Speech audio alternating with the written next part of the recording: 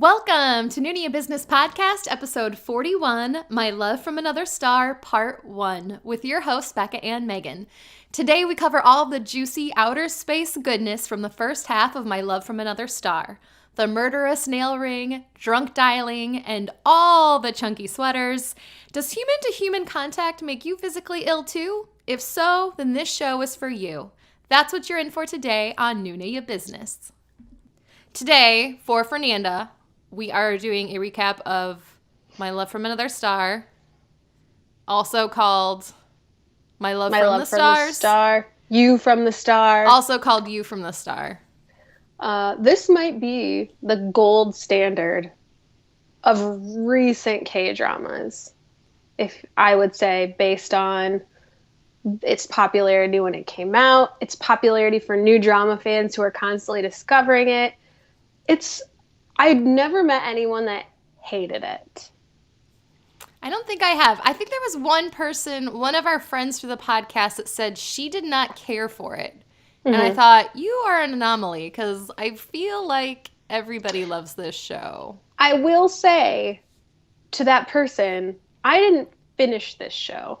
I got to the last episode and never finished it. So there were moments for me where I was like, do I love this show as much as I think I do? I think I loved the first half. And then by the second half, I think I said to you, when I realized that it was 22 episodes, I was like, are you kidding me? 22 episodes? Like, it just felt like, to me, it went on way too long. So don't come for me, people. I liked it a lot. But I do think that it got drawn out to a point where I was like, so, this is too much. This brings up an interesting point, though, because when we do recap episodes, I do our odd numbers, and you do the even numbers. Yes. Are you going to have to watch the last episode of the show to finish our recap? I have to. Part of me was like, maybe we should watch it together via Skype and experience it together. Good, if we can schedule that, we'll watch all of them, and then when we get to the last one, we'll be like, okay, we're watching it this time, and we'll watch it. And we can maybe that can just be we can just record that and that's the podcast. This is great because I just figured out how to record our podcast and share my screen with you so you can see and hear what I'm seeing and hearing even though we're not together. So I just figured out how to do it. We could watch it together. Great. Let's I'll bring the wine, you bring the popcorn. Amen. Do you know what I was thinking for our anniversary episode next month? We should definitely each separately be drinking champagne and we should probably get dressed up. You know what? Could we also eat ramen? Absolutely. Are you kidding me? Yes. Do you know how much I have in my cupboard right now waiting to be eaten? But I feel like I need somebody to be like, you should eat this, because I know that it's not necessarily healthy for me to eat it because it's high in sodium. But so is everything, so I don't know why I care. Anyway. Yeah. We should get dressed up, both drink champagne, and eat ramen. I am legitimately just doing this because I don't leave the house anymore, so I needed an excuse to get dressed up and feel like I'm a real person. Let's do it. Deal. All right. We're going to do it. Okay, should we jump in? So we are going to recap the first half of the series today, and I imagine this will be a long podcast because there's way too much to talk about. We were just showing each other our notes, and so I'm doing the even numbers. This is just episode 2. 4 pages of notes. So we're going to go as fast as we can, but this is also a show where a shocking amount of stuff happens that I had completely forgotten about, because there's the main story, then the backstory, then the side story, but there's 6 side stories and they all converge. This is a masterfully written show in some ways. There's a lot happening here. It does seem like all the stories come together, but... So we're going to go through episodes 1 through 11 today. And much like our previous recap episodes, I just kind of went through them again, and there were parts where I'm like, this is not important, so I'm not going to talk about it. So I'm going to skip a lot of things. Although in this episode, or in this show, we cannot skip the murder and business. There's we didn't. There's less business, but a lot more murder. A lot more murder. And legit murder. Who knew? I think when we've talked about the show before, we were talking about how we knew it was about an alien love story, and we're like, okay, and then all of a sudden all this murder starts happening, and we're like, what is this show about? It's a delightful surprise when you realize it is kind of a thriller. It's got some elements of a thriller to it. It's kind of like NCIS mixed with that David Duchovny alien show. What was that called? X-Files? X-Files. X-Files, NCIS, and then like Grey's Anatomy, like a love story, and a lot of people end up in the hospital. And then the fashion of Sex in the City. It's like the greatest fashion ever. The best show ever. Who would have known? The greatest fashion ever. It was amazing. All right. So should we just jump in? Are you ready? Yeah, I've got my coffee. I'm ready to go. I can't wait. So, episode 1. We open in the Joseon era. Of course we do. Of course we do. It's just like Rooftop Prince. And a young... Is there a cat, though? No cat. Sorry, Megan. Oh, boo. I already hate it. There's a young bride being carried in one of those carts for her wedding. Mm-hmm. So she's got all these security guards, and they're lifting her up, and they're carrying her through this field. And she's going to go get married. And she's also like 8. Yeah, when you say young, we mean like a child bride. She's a child bride, yes. Not like a blushing 20, like a kid. Well, wouldn't you know it, you probably guessed it. A UFO comes down. As it does, as they do. And goes flying by this child bride and all of her people. Well, the gust of wind that this thing emits pushes all the men down, renders them walkless. They can't get up. As they do. And the cart goes skidding along the ground in a very weird, not wind-like fashion, and is like teetering on the edge of a cliff. So this child bride is already freaked out because her parents probably sold her to get married. Oh, yes. Question? Well, I think she's a widow. I think her old husband has died before she could even get married. Yes. And she's like in the funeral procession being taken to his family's house. So she's like a 12-year-old widow or like a 13-year-old widow. That makes sense because, okay, we'll get to it. But something happened and I was like, I'm confused as to where her husband is. Okay. She's a widow. Widow. Child bride who has been widowed. Already. So she's teetering on the edge of this cliff. She's crying. She wants help. Well, all of a sudden, this really good-looking man appears out of nowhere. And he, like, parts the curtains, and he reaches his hand in to help her out. And she's grateful. And she's like, is this an angel? And you're like, almost. It's an alien. I hope angels look like this. They must look like this. So flash forward 400 years. We are in modern day Seoul. And there's this beautiful actress by the name of Chung Sung-yi. Did I say her last name right? Chung Sung-yi. She's famous. She's gorgeous. She's also a little clueless, and she gets into a lot of trouble because she does things not without thinking. She's just carefree and shameless. So like she'll tweet something and it won't make sense, and the netizens will be all over her for it, and she gets in a lot of trouble, and her agency's like, you need to be a little bit more intelligent with these social media don't let things. her tweet. Yes. Like, stop letting her There tweet. are a couple of famous people in the world right now that I'd be like, you need handlers. You should not be allowed to tweet. They should be blocked. They should be blocked. So, anyway, after a rough day on social media, because haters gonna hate, she goes home to her fancy apartment, and Do Min-jun is here. Now, Do Min-jun is this handsome man that way back when helped this child widow bride lady out of her cart. And he looks the same, Megan. How can he even look the same after 400 years? Is it reincarnation? We're gonna find out. Not for him. Put a pin in it.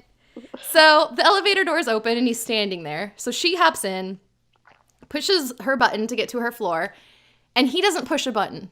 So she gets really, really annoyed, and she thinks that he's a stalker and that he's trying to follow her up to her apartment. So she gets like right up in his face, and she's like, listen, what is it going to take you to just leave me alone? I've had a rough day. I don't like being a celebrity when people are following me around. And she's all like in his face, and the elevator doors open on her floor, and he gets out and walks to the neighboring apartment because there's only 2 apartments on this floor, and he just happens to be her neighbor. Awkward. Yeah, and she like just moved in, and she's already, no pun intended, alienating all of her neighbors. Which, again, they're establishing the best part of the show right away, which is the relationship between these 2 characters, because Chung Sung-yi, you use the perfect word, is shameless.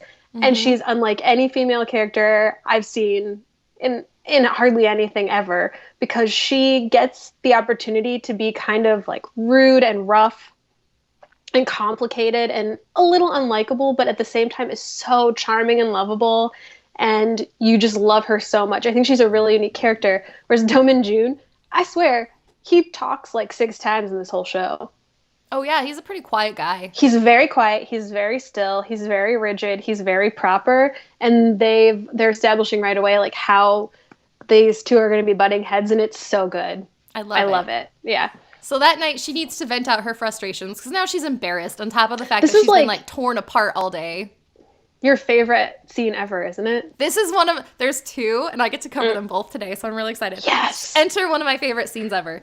She's like scream singing into her blow dryer because she's just so frustrated with life. So she's trying to like let her emotions go, just lets her body go, just tries to like go insane and make herself feel She's so better. Uninhibited. You just love her because she just does like, she acts on what she's feeling. She acts on what she's thinking. She doesn't really care about consequences, and she's so authentically herself all the time. All the Which time. I She's so love. well done. Me too.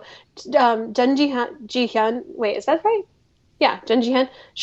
We've talked about her before, incredible actress, such a good comedian. And this is like, I feel like the whole time I was watching it, I was just in awe of her. Just in awe. This scene especially, I love it. Because she's like, her physical comedy, so she's like dancing and like her body moves in these awkward but somewhat graceful ways. I don't know. She's just wonderful. We're talking about like legitimately one of the most beautiful women I've ever seen in my entire life. She's perfect body, perfect face. Her hair, I would probably kill someone for that hair. Dare like you literally, have great hair. I would resort to violence for her hair. So she's stunningly beautiful with a complete opposite personality, and you're like, yes. I love this woman. I love her so much. I want to be her best friend. You can come too. We'll I want to be her. You be her, and I'll just keep being your friend. I'm just going to absorb all of her energy. So she's just letting it all out. Well, the thing we don't know about Do-min-joon is that something's not right with him. Who would guess? He has a special secret. I mean, he hasn't aged a day in 400 years, and he's still alive after 400 years. So and he's pretty grumpy for guys, someone so young and handsome. He's got a hidden secret, and that secret is... What could it be? He's not from Earth. He's from the stars. He is an alien. No. Now, there's a lot of nuances when it comes to being an alien. One of them is that you have, like, supersonic hearing, apparently. So even though they're in this, like, soundproofed apartment far away from each other because this place is huge... He can hear her freaking out next door. Like, he can hear her just having this meltdown. But she's doing it so passionately. It sounds like she's having fun, not like she's having a mental breakdown. So he goes over to her door, he knocks, and he's like, I need you to keep it down. And he says it not like that because he's very quiet. So he's just like, hey, you're disturbing the peace, and that's a felony. He says something like that, and it's very short and simple and very rude. And she just looks miserable. And she basically says, I've had a terrible day. This is you're telling me now I can't even, like, let go of my feelings in my own home. And she looks terrible. And so he leaves, kind of feeling guilty, and he can hear her crying all night. She cries herself to sleep, and you could tell that he kind of feels guilty that he instigated some of that. And we're especially affected by it because we've just seen her be, like, kind of indignant about getting something wrong and people criticizing her, and she's like, who cares? Who cares what they say? Well, she really, really cares what they say. She's very sensitive. She just wears this mask to the world as somebody who can just recover quickly. Who cares? And at this point in the show, she's like the biggest star in the world. She's like she is like the sweetheart of all of Korean entertainment. Right? At this point, she's like, love her so much. Number one. Oh yeah, she's like on her A game. Nothing can stop her. That's she's false. huge. She's going to get stopped here. But anyway. So wait, really? I mean, I'm slowly trying we to need keep some my roller hair coaster out of hills. No, you're great. Okay. So her agency decides to improve her image. They're going to send her back to college because everybody's calling her dumb and whatever. So she goes, walks in, she sits down in her first class, and who is her professor? But her freaking neighbor, Do-min-joon. And he is a mean professor. Also, though, none of my professors look like that in college. Yeah, come on. None of the guys I went to college with look like that in college. No one I've ever seen in real life looks like that. That's I unfair. call BS on this show. It hurts my feelings. So she nods off in class. She's not paying attention. You can tell she doesn't care. Then Do after they have class... oh, go ahead. Do they establish what he teaches? Because I find his curriculum to be very confusing. Yes. So he teaches Is it like basically human about sexuality or something? like romance, and sexuality is definitely part of it. It's like about the human connection. Like the psychology of human connection. Yeah. It sounds like a very random elective. Yeah, what major would you have to have that class? Sociology? Maybe? I have no idea. Alien love? Is there an alien major? Yeah. Sign me up. Probably. So after class, she walks up to him and she thinks she can like flirt her way into just not doing anything and getting an A. So she like really lays on the sex appeal, and he's not having it at all. He's so unaffected by everything. Yeah. So finally, she's just like, all right, let me level with you. I'm only here because my agency is putting me here. And she's like begging him to please cut her a little bit of slack.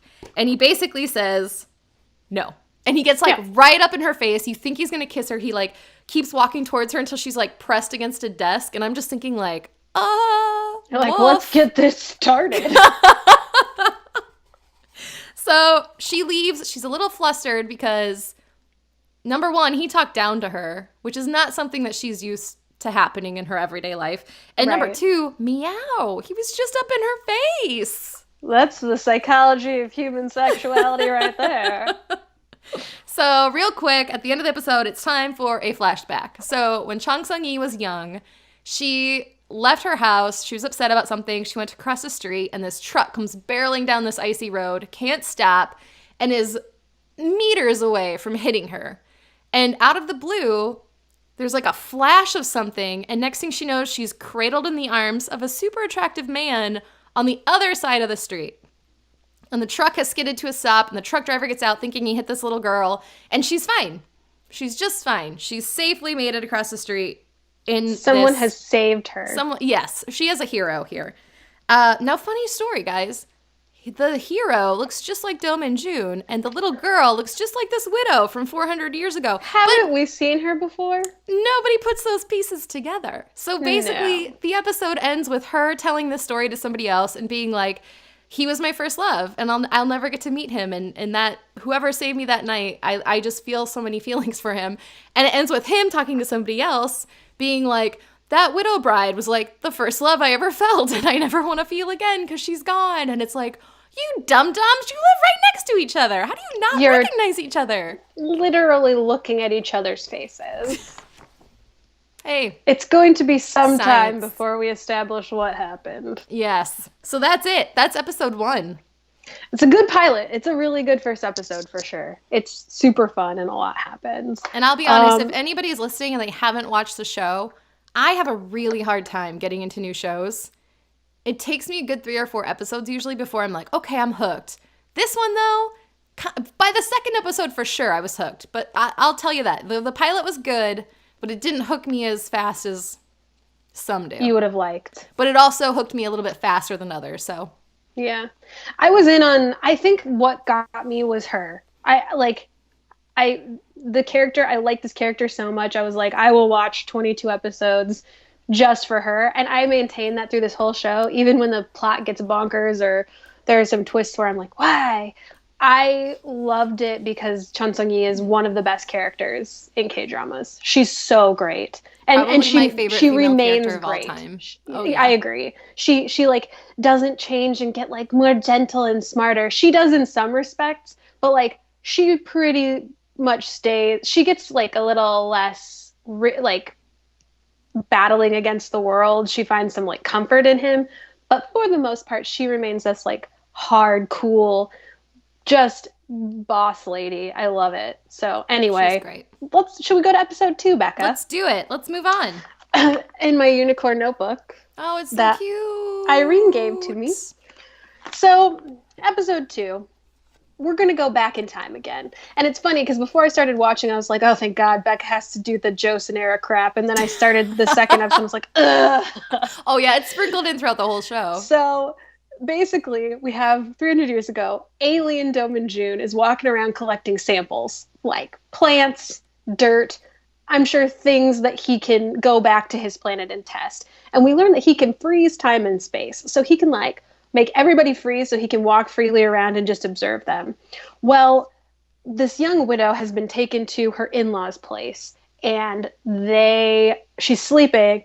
Well, somebody like kidnaps her, leaves her in the woods, is going to kill her. She manages to get away, and she's running and running, and this guy like shoots an arrow at her, and then she disappears into thin air. Or the alien, this 300-year-old, okay, at this point he's not 300 years old. This brand new alien. She appears and he's there, and she recognizes him as the guy that saves her. And then like he hears her name and like starts levitating. Yeah, I don't know. I literally don't remember that part. I don't ever see him levitate at the sound of her name again that I remember, but she's there with Do-min-joon, recognizes him. He begins levitating when he hears her name. Oh, she must introduce herself, and he's like, oh, that strikes a chord with me. Anyway, again, unprompted, he just like hands her this jade hairpin. This beautiful jade hairpin. I don't even think he said anything at this point. He's just there with her, and she's like, you saved me, thanks. And he's like, here's a present. Cut to the same hairpin, but it's modern day, and it's in a museum. And there's a museum guy going around being like, all of these beautiful artifacts come from an anonymous donor, and some of them go back as far as the Joseon era. And who's standing in the background of the museum except Do-min-joon? Let me tell you, I'm going to guess he's the anonymous donor, and all this stuff is stuff that he's collected over the last 400 years of his life. What a generous fellow. He's a very nice guy. He's very responsible. A philanthropist at its best. Then we're back in the apartment complex, and Do-min-joon and Chun Sung-yi have not warmed to each other. They get into some kind of fight in the lobby, and he storms off, and then that night he has this dream where he sees these sparkly heels that are fabulous, by the way, on a boat, and then they're like overboard. So he has this dream, someone wearing beautiful shoes goes overboard, silver sparkly shoes. So he has this friend who's much older than him, who is actually much younger than him, but who is a lawyer, and they're buddies, and they've been friends forever. I think he's like his family has been friends with Do-min-joon for many, many years. And he's this lawyer who's in charge of Do-min-joon's estate. And they start talking about the dream, and his friend is like, I think you're seeing the future. It's going to be like 12 years ago all over again. They keep cryptically talking about 12 years ago, 12 years ago. And then they also talk about, because he saw the future 12 years ago, but we don't know what that means. Then they talk about, like, we only have 3 months left on Earth. He's like, I'm not going to get involved in human affairs. I only have 3 months. I'm going back to my planet. Why bother? People are dumb. They're all going to die anyway. Life is meaningless. So, it's stupid. I just want to go home. And he just is like, I refuse. I'm not going to meddle. Because in the past, we see this flashback of a time where he did meddle, and he did make things worse for people. So he's like, never again. Never again. Fine. Well, Chun Sung-yi wants to do some kind of like damage control and show people the real Chun Sung-yi. So they decide to do this day in the life documentary. And really the only reason she decides to do it is because this rival actress wants to do it if Chun Sung-yi turns it down. So Chun Sung-yi's like, no, I'm doing it just so she can't. So basically what they want to do is like a day in the life. They follow her around. They're going to go to school with her. She's going to prove that she's great at school, and she doesn't get any special favors for being a celebrity. And it's clearly BS. Like, she makes so many mistakes, and her keeper has to be like, well, we're going to edit this out, right? Well, they get there, and her manager has given her an essay to turn in Do-min-joon's class. And she's like, this is good, right? And he's like, oh, yeah, don't worry. We had an expert write it. It's perfect. She turns it in. He takes one look at it, and he's like, this is plagiarized. And he literally stands there and can cite all the places this was plagiarized from. And he's doing this in front of the whole class and in front of all the cameras in the background. And she's just standing there, and she can't do anything. So she keeps a straight face. She's like very dignified about it because she has been torn down publicly before. Well, then he is walking around school later and hears all these people talking about how great it was to see Chun Sung-yi get embarrassed. And then he feels really bad. And he like smashes some girl's phone with his brain powers. And we start to learn more about Chun Sung-yi. Like, she's financially supporting her family. Her dad is gone. Her mom and her brother rely on her. And also, she's got this friend who's obsessed with her. We're going to call him Chable. It's Park Hae-jin. This is the first time I ever saw him. Not a bad-looking man to have obsessed with you. And he's super rich, and he loves her so much. They've been friends since they were kids. And he's sitting at his job reading internet comments, and he gets really worried. And he'll come back later. So Chun Sung-yi kind of pouts for a while, but she comes back. And there's like some funny scenes I'm going to skip.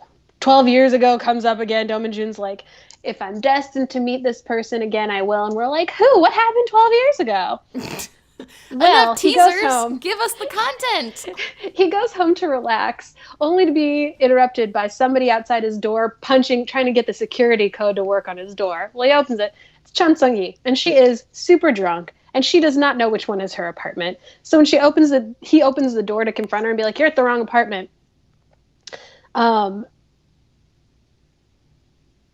She passes out on his couch, essentially. She like barges in and passes out. At the same time, Chable, okay, have we introduced, Chun Sung-yi has another actress friend who we're going to call fake best friend. It's Yoon Na. She is like the second female lead in the show, but also constantly plays the second female lead in dramas with Chun Sung-yi. And she is so like whiny and feels bad for herself that immediately you're like, this girl's trouble. I don't trust her. But Chun Sung-yi is super, super loyal to her and loves her deeply. Super she's protective in love, of her. Very protective, which is another reason where you're like, Chun Sung-yi is such a good character. Well, Chable, who's in love with Chun Sung-yi, Yoon Na's character is in love with him. And it's like her birthday, and he's supposed to go meet her. Well, he ditches to go check on Chun Sung-yi because he's worried about all the mean comments. When he gets there, he finds her passed out on her neighbor's couch, and Chable's like, excuse me, not on my watch. This is my girl. And the alien's like, I don't care. Just get her out of my apartment. I don't want anything to do with this. Well, Chable takes her back, and Do Min-jun can hear everything they're saying. Also, this is a point where Do Min-jun is showering, which you'd think is great. Do Min-jun always showers with a towel around his waist. Always. This happens I'm so glad you brought this up. Than once. Okay, so not only do K-drama leads have mirrors in their showers normally, they all shower with towels around their waist. Which it's like, why not just shoot it so that we don't have to be like, who wears a towel in the shower? It really takes me out of the scene. Like, all I can think is, you should have just cropped this image so that I just see the top half, because I know this isn't real now. Like, if I had any questions that this was maybe not a real thing happening, now I know it's not, because nobody does that. But you don't know much about alien anatomy. Maybe there's something down there that we don't want to see. But frankly, is this a learning moment where we should see? Like, we should all be instructed on what it is? I'm just saying that. Just is he like a Ken doll where it's just like smooth plastic? There's just no anatomy down here. Do you watch The Good Place? No. Oh, God. Everybody should watch that show. Anyway, never mind. But anyway. Okay. Anyway. So she's kind of still passed out, and the Chable goes to kiss her, like, romantically while she's sleeping. She looks beautiful, and he's, like, leans in really slowly, and the music swells, and she's like, do you want to die? Basically, she's like, get away from me. And so that's really funny. And Sammy, who is this fake best friend, is like heartbroken that she got stood up by Chable. So she's off crying somewhere, but she pretends not to care. So, okay, now we got to talk about Chable's brother. And we're going to call him Creepy Bro. Yeah. I refer to him as Psycho Bro in my notes because he's insane. So, why are we calling him Psycho Bro? He seems like a super nice guy. He volunteers with stray dogs. He volunteers at an animal shelter to care for stray dogs. That's what we're led to believe. He wanted to be a vet, right? He's telling his younger brother. And Chable is like, you're the best, man. You're the best guy ever. And older brother is like, no, I'm not. I'm not. Because he wanted to be a veterinarian, but something mysterious and that they don't go into detail on happened to their older brother. So now he has to inherit this huge conglomerate, and he's just doing his duty, man. He's just a nice guy. He's just living his best life to the fullest with the consequences he's been given. And Chable's like, you're the best, and kind of walks away, and then older bro gets a call. And there's a cryptic woman on the other end being like, you gotta let me out of here. You gotta let me out of here. And Psycho Bro's like, no, I don't have to do anything. And we're like, who is this woman? Where is she stuck? Why are you not helping her? What is going on? And he's like, I've killed for much more. And we're like, I thought you wanted to be a vet. So anyway, back at the apartment, Do Min-jun finds Chun Sung-yi's wallet has fallen from her bag, and there's a picture of her. And when she was young, a picture from 12 years ago, in fact. And he sees it. I've heard that number before. She's the girl from 12 years ago who he saved crossing the street from getting hit by a truck. Who he's in love with, but he doesn't seem to remember her facial features. From the Joseon era. He sees she's in there, and he's like, what? So he's going to confront her about the photo.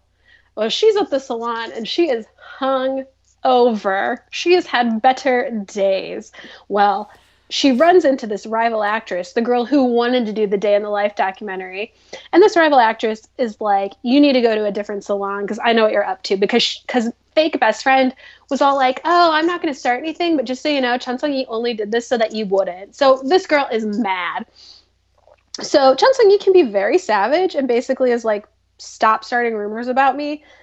And she says something real mean to her. And the rival actress follows her out into the salon and like throws something at her, and she makes some comment about how she's gonna marry that psycho brother, and like they're gonna be sister-in-laws if Chun Sung-yi marries Chaebol. And then she starts talking trash about Chun Sung-yi's mom, and Chun Sung-yi is like, you're pathetic for talking about our families. And rival's about to slap her, and then all of a sudden Do Min-jun is there, and he's holding back her hand, and he's like, she throws a tantrum, and Do Min-jun uses his mind to make all the lights explode because everything's escalating. And he grabs Chun Sung-yi's arm and like pulls her away. And he shows her the picture. For the viewers at home or the listeners at home now, how many wrist grabs are we up to in this one scene? Like 1,000. Yes. There's like an angry wrist grab, 2 angry wrist grabs. One of them's kind of romantic. Both of them are kind of romantic because he's saving her from a slap. But it's very dramatic. He's very still and strong, and you're like, oh my. And then he like gets Chun Sung-yi out of there, and he shows her the picture. And he's like, who are you? And she's like, and then it's freeze frame. And that's freeze frame. End of the episode. Frame. Okay. That's how we know an episode has ended. A nice, solid freeze frame. Also, there's something that at the end of every episode, there's like an epilogue where they're talking directly to the camera or they're in a different scene. And I didn't cover all of those. I covered a few of them because a few of them have important information. Like in this epilogue, I'm pretty sure she's like telling that story that she's already told 1,000 times. Excuse me. I get excited and I swallow a lot of air. About how her first love was this guy that saved her 12 years ago, and she thinks about him all the time. She hopes that maybe fate will bring them together someday. So anyway, she's like talking for the documentary about it. Back to you, Becca. Take it away. Episode 3, let's do this. Mm-hmm. So we're back in the Joseon era. Naturally. And young bride promises Alien that she's going to take care of him because he's saved her twice now. So she shows up at her in-laws. You kind of covered some of this. And they're like, listen, our son is dead.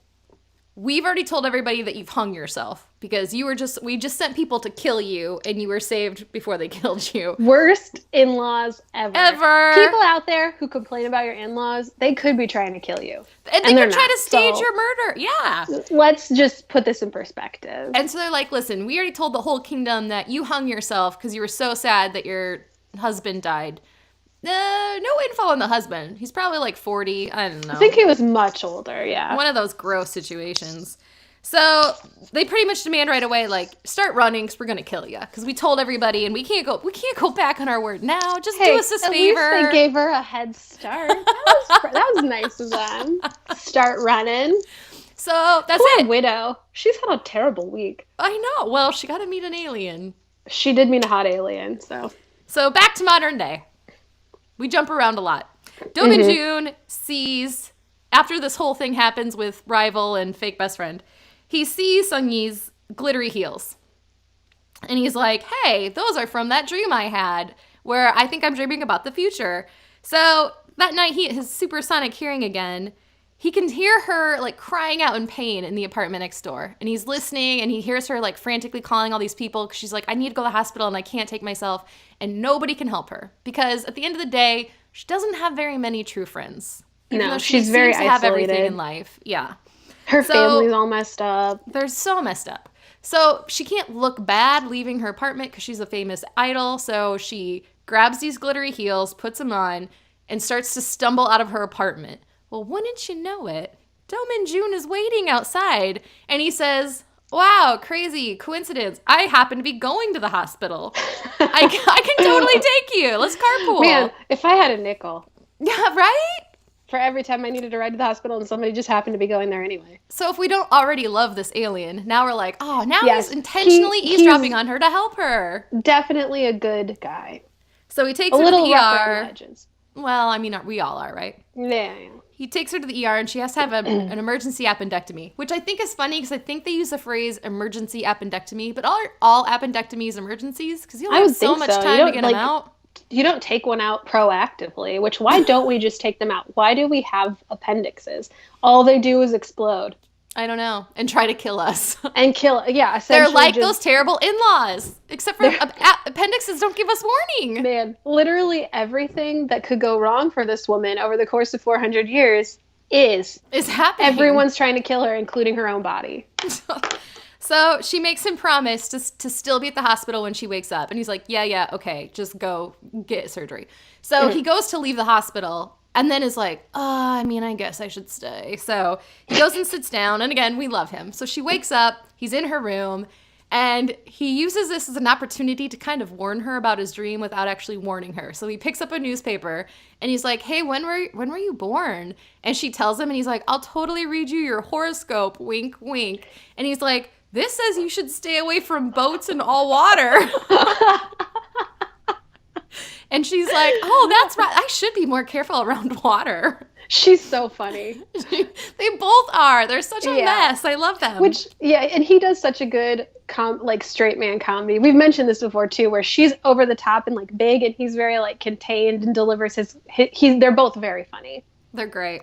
So her whole family comes to visit. Her brother sulks in. She hasn't seen him in a year. It's messy. He acts really tsundere toward her, but like loves her and is really protective of her. And the thing you get from this whole family is they have a messy past, but they genuinely care about each other. There is love there. Yeah. They're all extremely flawed human beings, but they love each other in spite of it. And Chang Sung-yi has been acting since she was like 15 or 13 or something. So it's like all she's ever known, and she's done it. She did it to support her family. So that's really complicated too.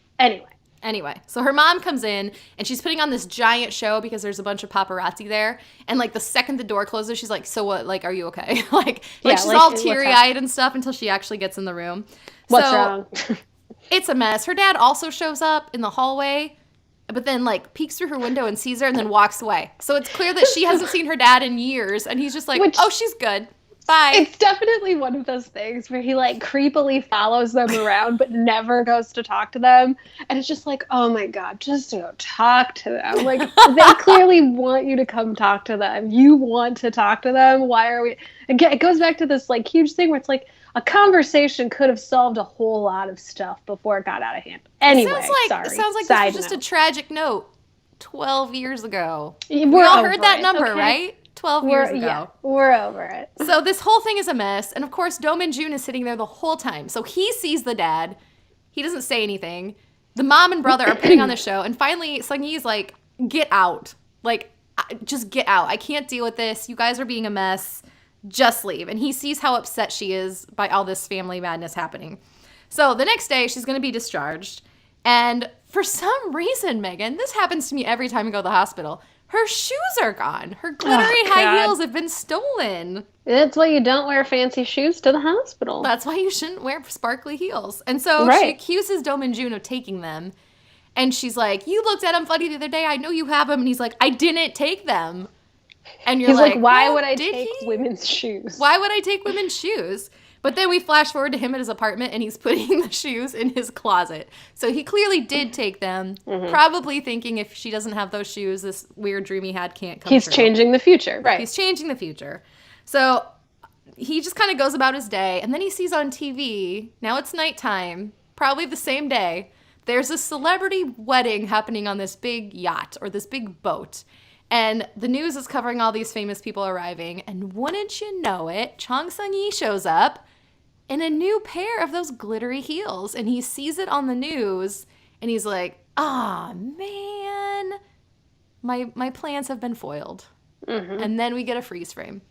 Mm-hmm. Da-da-da, freeze frame.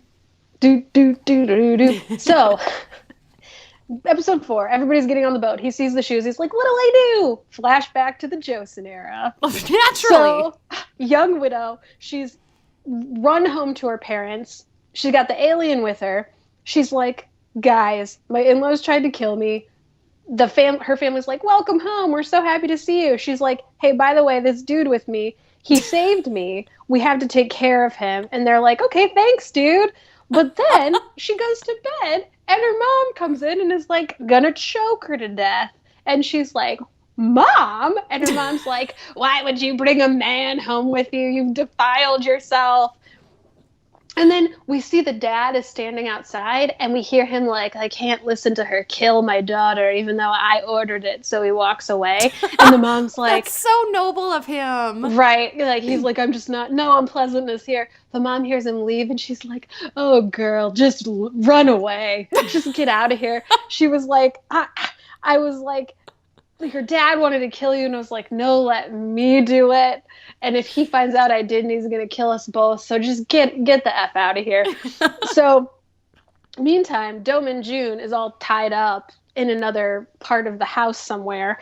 And they can't kill him. Interesting. He can't die, huh? Yeah, and they're like, why can't we kill him? But while they're trying to, and he's tied up, he sees the spaceship has taken off and is heading back to his planet without him. So he misses his ride. So this must be like there's no Uber in space type of situation. At this point in history, they had not developed the Uber to space yet, so he couldn't just like call up a Lyft. So he's stuck. Okay, back to present day.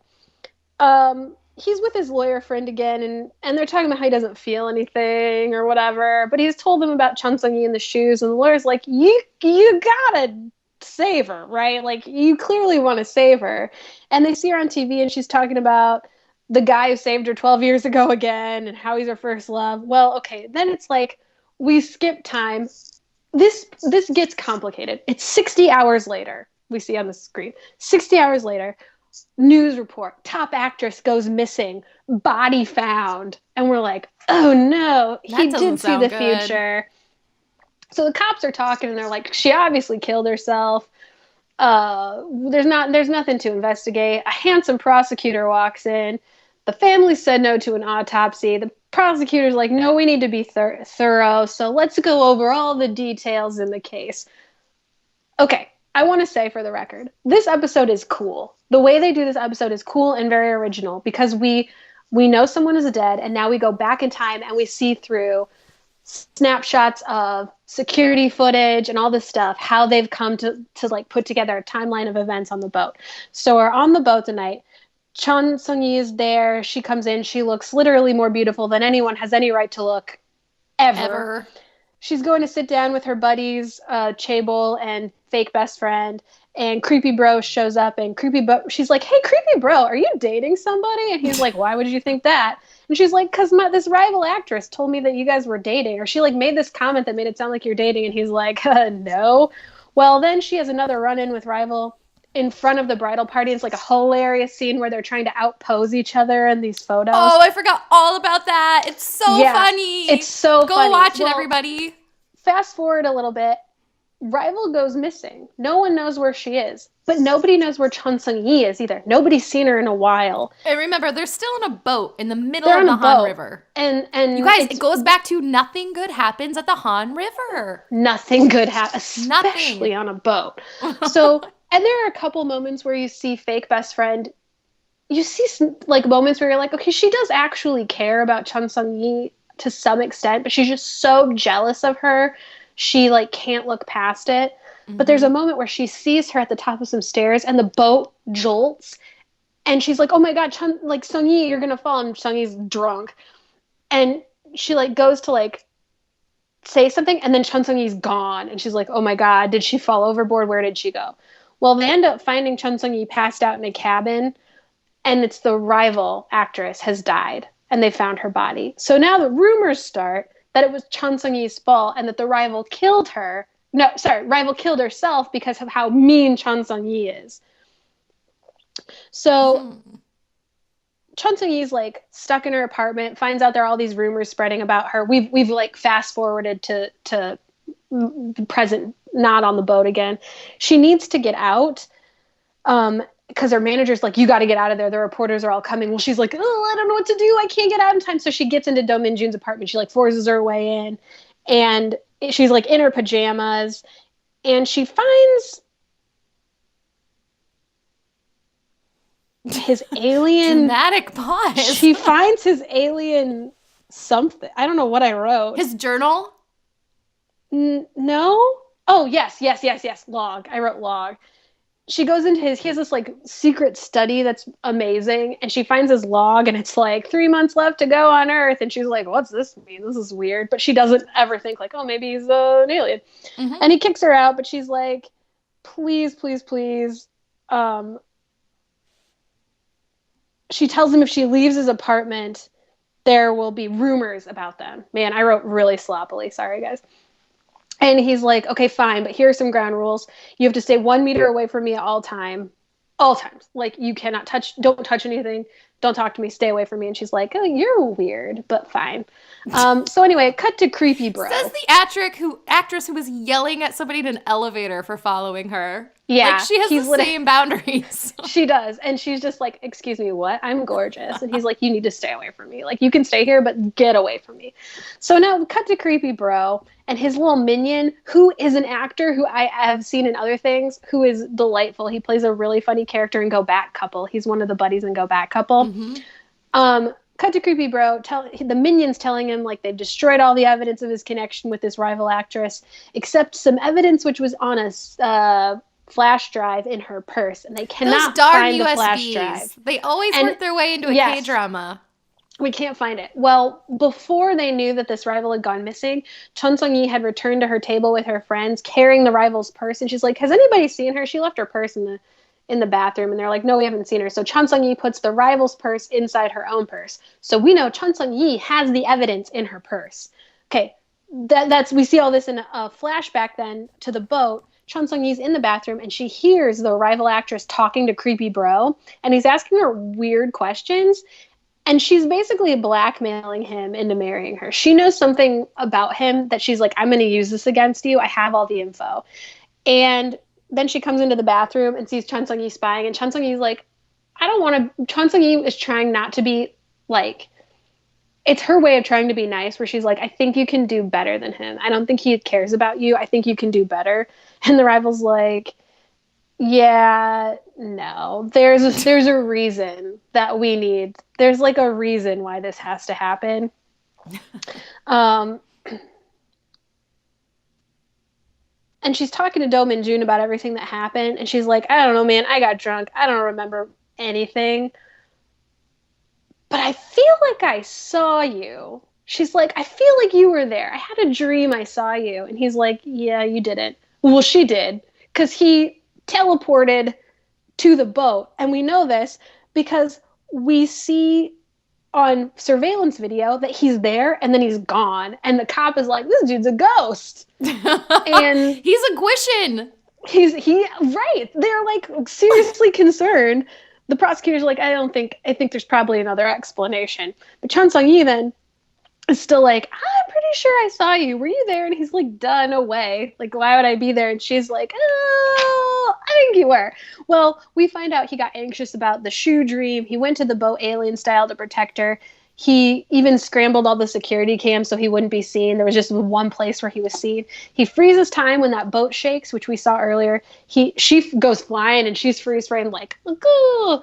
And he basically saves her, tucks her into bed in the cabin. And that's not all, folks. That's not all. He tucks her into bed. And when he goes to tuck her in, his arm is stuck behind her. And she kisses him in her drunken stupor. And for a drunken kiss, this is a steamy, romantic kiss. And then in the epilogue of the episode, we find out Do Min-jun has never been kissed. Ever. Never. One time in the Joseon era, a lady tried to kiss him, and he was like, to be fair to you, I need to tell you before you kiss me that I'm an alien and I came from a star. And then he's like being honest with her, and she's like, you could have just told me you didn't like me, and she runs away. So, end of episode 4. All right. How long is this so far? Where are we? We're at a little less than an hour. We're doing all right. Okay. Mine are pretty short from here on out because I skipped a lot of stuff. There was a lot of background that we had to cover. Yes. I think it gets easier. Yes. All right, so episode 5. Do Min-jun has saved Chung Sung-yi from falling overboard. So, like Megan said, he carries her down, tucks her in, she pulls him down for this steamy kiss, and he goes to say something, and she's like, don't talk. Don't speak. I know what you're thinking.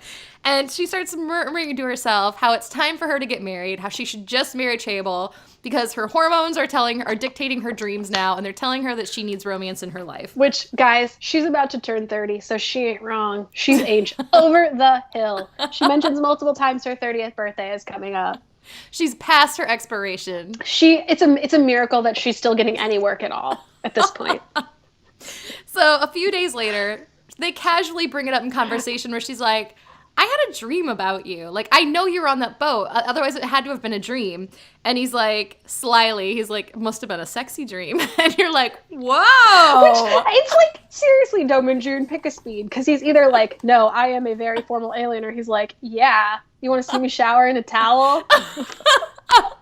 You're like, what are you doing? You are sending her mixed signals, man.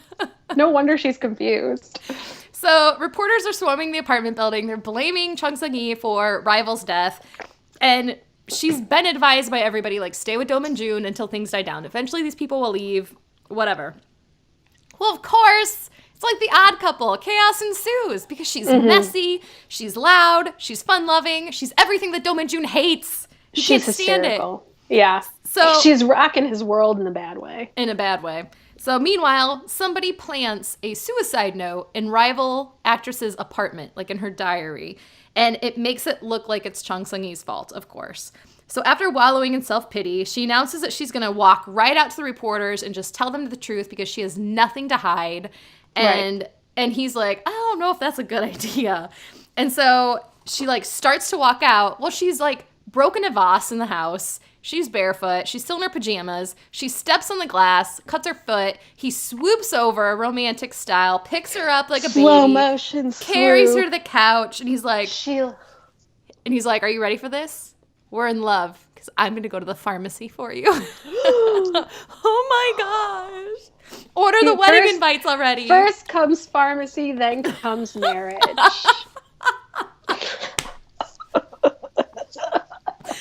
So he comes back and he's like tending to her wounded foot, and she starts crying, and she gets really close to him, and she's like, it's not because of me, right? If her death is because of me, what do I do? And we can tell that like she knows she did nothing wrong. Right. But if this suicide letter is true and she's going to feel the weight of this on her shoulders, she's like, what do I do? How do I live with myself? And they've done such a good job throughout the episodes and like continue to showing that she, even though she didn't like this girl, she cared about her. Like she's weirdly will help anybody that needs help. Like she tried to tell the girl in the bathroom, I think that you can do better. I don't think that you should be with him, because she, even if she doesn't agree with someone, she never has ill will for anyone. Right. I feel like that's super important to her character. And so that this is a perfect example where she's like, I didn't mean to do anything to her. I didn't mean to do anything to her. Right. It's so heartbreaking. I mean, she's a human being with feelings and emotions, but she's just a great human being. Like she cares about other human beings. Yeah. She's, again, rough around the edges, but a lovely, lovely soul. So meanwhile, Psycho Brother wants to stop by Sung-yi's apartment because he wants to know what she knows about his relationship with Rival, with the dead actress. So naturally, she's a nice lady, and she's like, I mean, it's weird, but sure, come on over. Like, you're a grown man, I'm a grown woman, I'm also a celebrity, but no big deal. Reporters are here, just stop by, not a big deal. Right. So Do Min-jun sees him, is down in the garage of this apartment building, and he sees Psycho Brother get out of his car and start to walk to the apartment building, and he recognizes him from the boat because he also saw him on the boat twisting his nail ring, which I'm sure we're going to get into, which means nothing good is happening. The undertone to that is murder. And he's like, this doesn't look right. I should probably follow him into the building. Well, meanwhile, there's a cop, and he's like, Do Min-jun? And he's like, yes, can I help you? And he's so straight-faced, it's wonderful. Yes, what do you want? And the want? cop is like, we saw you on the surveillance camera. We need to ask you some questions about this rival actress's death. And he's like, oh, I mean, I think I have something to do here, but I guess I'll go with you. So he gets in the car, they're bringing him into police station, and there's like standstill traffic. It's pouring down rain. It's nighttime. It's everything evil in one scene. And he just keeps thinking about Psycho Brother going to Sung-yi's apartment. So he's like, I think I should leave. So he just opens up the car door of the cop car and just starts sprinting in the rain. And the cop is like, that looks suspicious and you now look guilty. And we end. So I want to say that, so you start again with him being taken away with the police officer, and then he jumps out of the car and he runs, and I wrote, he looks fine. Oh, he when looks he's like running away great. from the cops. He's like this black coat, and he's wearing, oh my god, he's so and it's handsome. Fitted perfectly. Also, it's sexier than the shower scene where he didn't have clothes on, because he's not wearing a towel in the scene. Rain and he's the coat. Appropriately dressed for the situation. Amazing, gorgeous. Well, I need to say that then the cop does jump out and chase him, and then a van drives in front of him, and then he's gone. Like, Do Min-jun is gone. And the cop is like, okay, but is this guy a ghost? What is going on? And again, it's raining. He's a mule Guishin. He's a water ghost. He is, there is something fishy about this dude. So anyway, back to the Joseon era, Do Min-jun's chasing the young widow, and he's just like, let me protect you. And then we're back in the modern day. He teleports to the lobby, falls on his butt. The two security guards are like, did you just fall out of the sky? And Do Min-jun's like, LOL, no. And he goes up, and creepy bro is still at Chun Sung-yi's place, and he's pretending to be like, I'm just worried about you, as I know that it's been really hard. And she's like, well, let me make you coffee. And so she's in the kitchen, and he starts snooping around. He can't find the bag. And even Chun Sung-yi is like, what? What's up, man? You've never cared about me before. You're a nice dude, but I don't get it. So anyway, he's deflecting. She's suspicious. He's twisting the nail ring, which we had a wonderful listener point out. Why does no one address the fact that this supposedly lovely, animal-loving, darling man who just wants to, like, do what he's supposed to do wears a twisted nail as a ring? No one mentions it. It is the weirdest accessory ever. It's literally like, if you're a sociopath, you're like at the jewelry store and you're like, I want a ring that really brings out the sociopath in me. I want people to like know that I will murder for fun. And they're like, oh, it just so happens we have this nail twisted into a ring. Would you like it? He's like, perfect. For the low cost of $400,000. $1 billion. This 3-cent nail can be twisted in a circle and worn as a ring. Perfect. And he's like, that says me. That's so me. He's like, I've never, ever identified to an accessory more in my life. So he's wearing the nail ring. He's twisting it. Even Chun Sung-yi is like, that's a weird ring. And he's like, things are more complicated now. Evil. And I wrote in all caps, Creepy Brother is great because it's Shin Sung-rak. He is amazing because he is so good at playing. Like, when you first meet this character, you're like, what a doll. He is so sweet and lovely. And then he flips a switch and is the evilest person I've ever seen. He must have had so much fun with this part because it is just chewing the scenery. It's twirling the nail ring. It's being evil and charming and fabulous. I love this bad guy. He's one of my favorite bad guys. 90% of the show is him shooting daggers with his eyes and everybody being like, you're so sweet. We don't see those daggers coming out of your eyes. Except for Do Min-jun, who's like, hold up. He's like, I'm an alien and I can tell that this guy is up to no good. Even without having like any kind of human interaction experience, I can tell you this guy's trouble. I just feel like I've said it before. My favorite kind of bad guys are just pure evil, murderous, evil dudes. This is the perfect kind of evil dude. I love him. So sorry, that was a total thing. Anyway, Chaebol shows up. He and Do Min-jun get in a fight. He's like, I want to buy your apartment. Do Min-jun's like, no. He goes back to school. He's given a lecture about how pointless jealousy is. And it's obviously related to the Chaebol. Meantime, Chun Sung-yi wants to go to the rival's funeral. She gets there in her van. People are egging really it. And you see she has Yura, the rival actress's purse. And she says something like, I just wanted to return this to her family. Okay. Well, things get out of hand fast for Chun Sung-yi. Like, things spiral. She goes to her agency. Her mom's throwing a fit, like, why aren't you taking care of my daughter? This is a horrible PR thing. the head of the agency is being real cagey, like, we're going to postpone the renewal of her contract. Chun Sung-yi, who's like very composed, comes in and she's like, I think we should postpone the renewal because I don't really know if I like how you've handled this. So it's like what they want, but she's saving face. She's like, I'm taking a break. She fires her manager. Everything is just bad. And they're on their way out. She and her mom are on their way out, and she runs into fake best friend and fake best friend's mom, who's a real bench. Oh, fake best friend's mom is what would typically be the mother-in-law character in most K-dramas. She's terrible. She's terrible. And Chun Sung-yi's mom is no walk in the park. But, like, everybody knows Chun Sung-yi and her mom have a bad relationship. And Se-mi's mom is such a jerk about it, where she's always like, oh, you didn't even know your daughter's doing this? Oh, you didn't even know? I guess she doesn't tell you anything. You didn't know she moved? And it's just like, back off, lady. Like, you're both rich ladies. Get over it already. Mm-hmm. Well, they're in Go to Pilates or something. Go drink a mimosa. Yeah. Chill out for a few minutes. Seriously, you have do whatever rich ladies do. It's like the worst kind of stage mom. So they meet in the lobby, and the mean mom is like, oh, you didn't hear? Se-mi is taking over the lead role. They're like killing off Chun Sung-yi's part. And Se-mi was the second lead. Well, they're going to give her a love line with the lead actor now. And Se-mi's like, no, I turned it down for friendship because I'm the best friend that ever. I could never do this to Song-yi. And Song-yi's like, no, you should do it. Like, whatever, don't worry about me. You should just do it.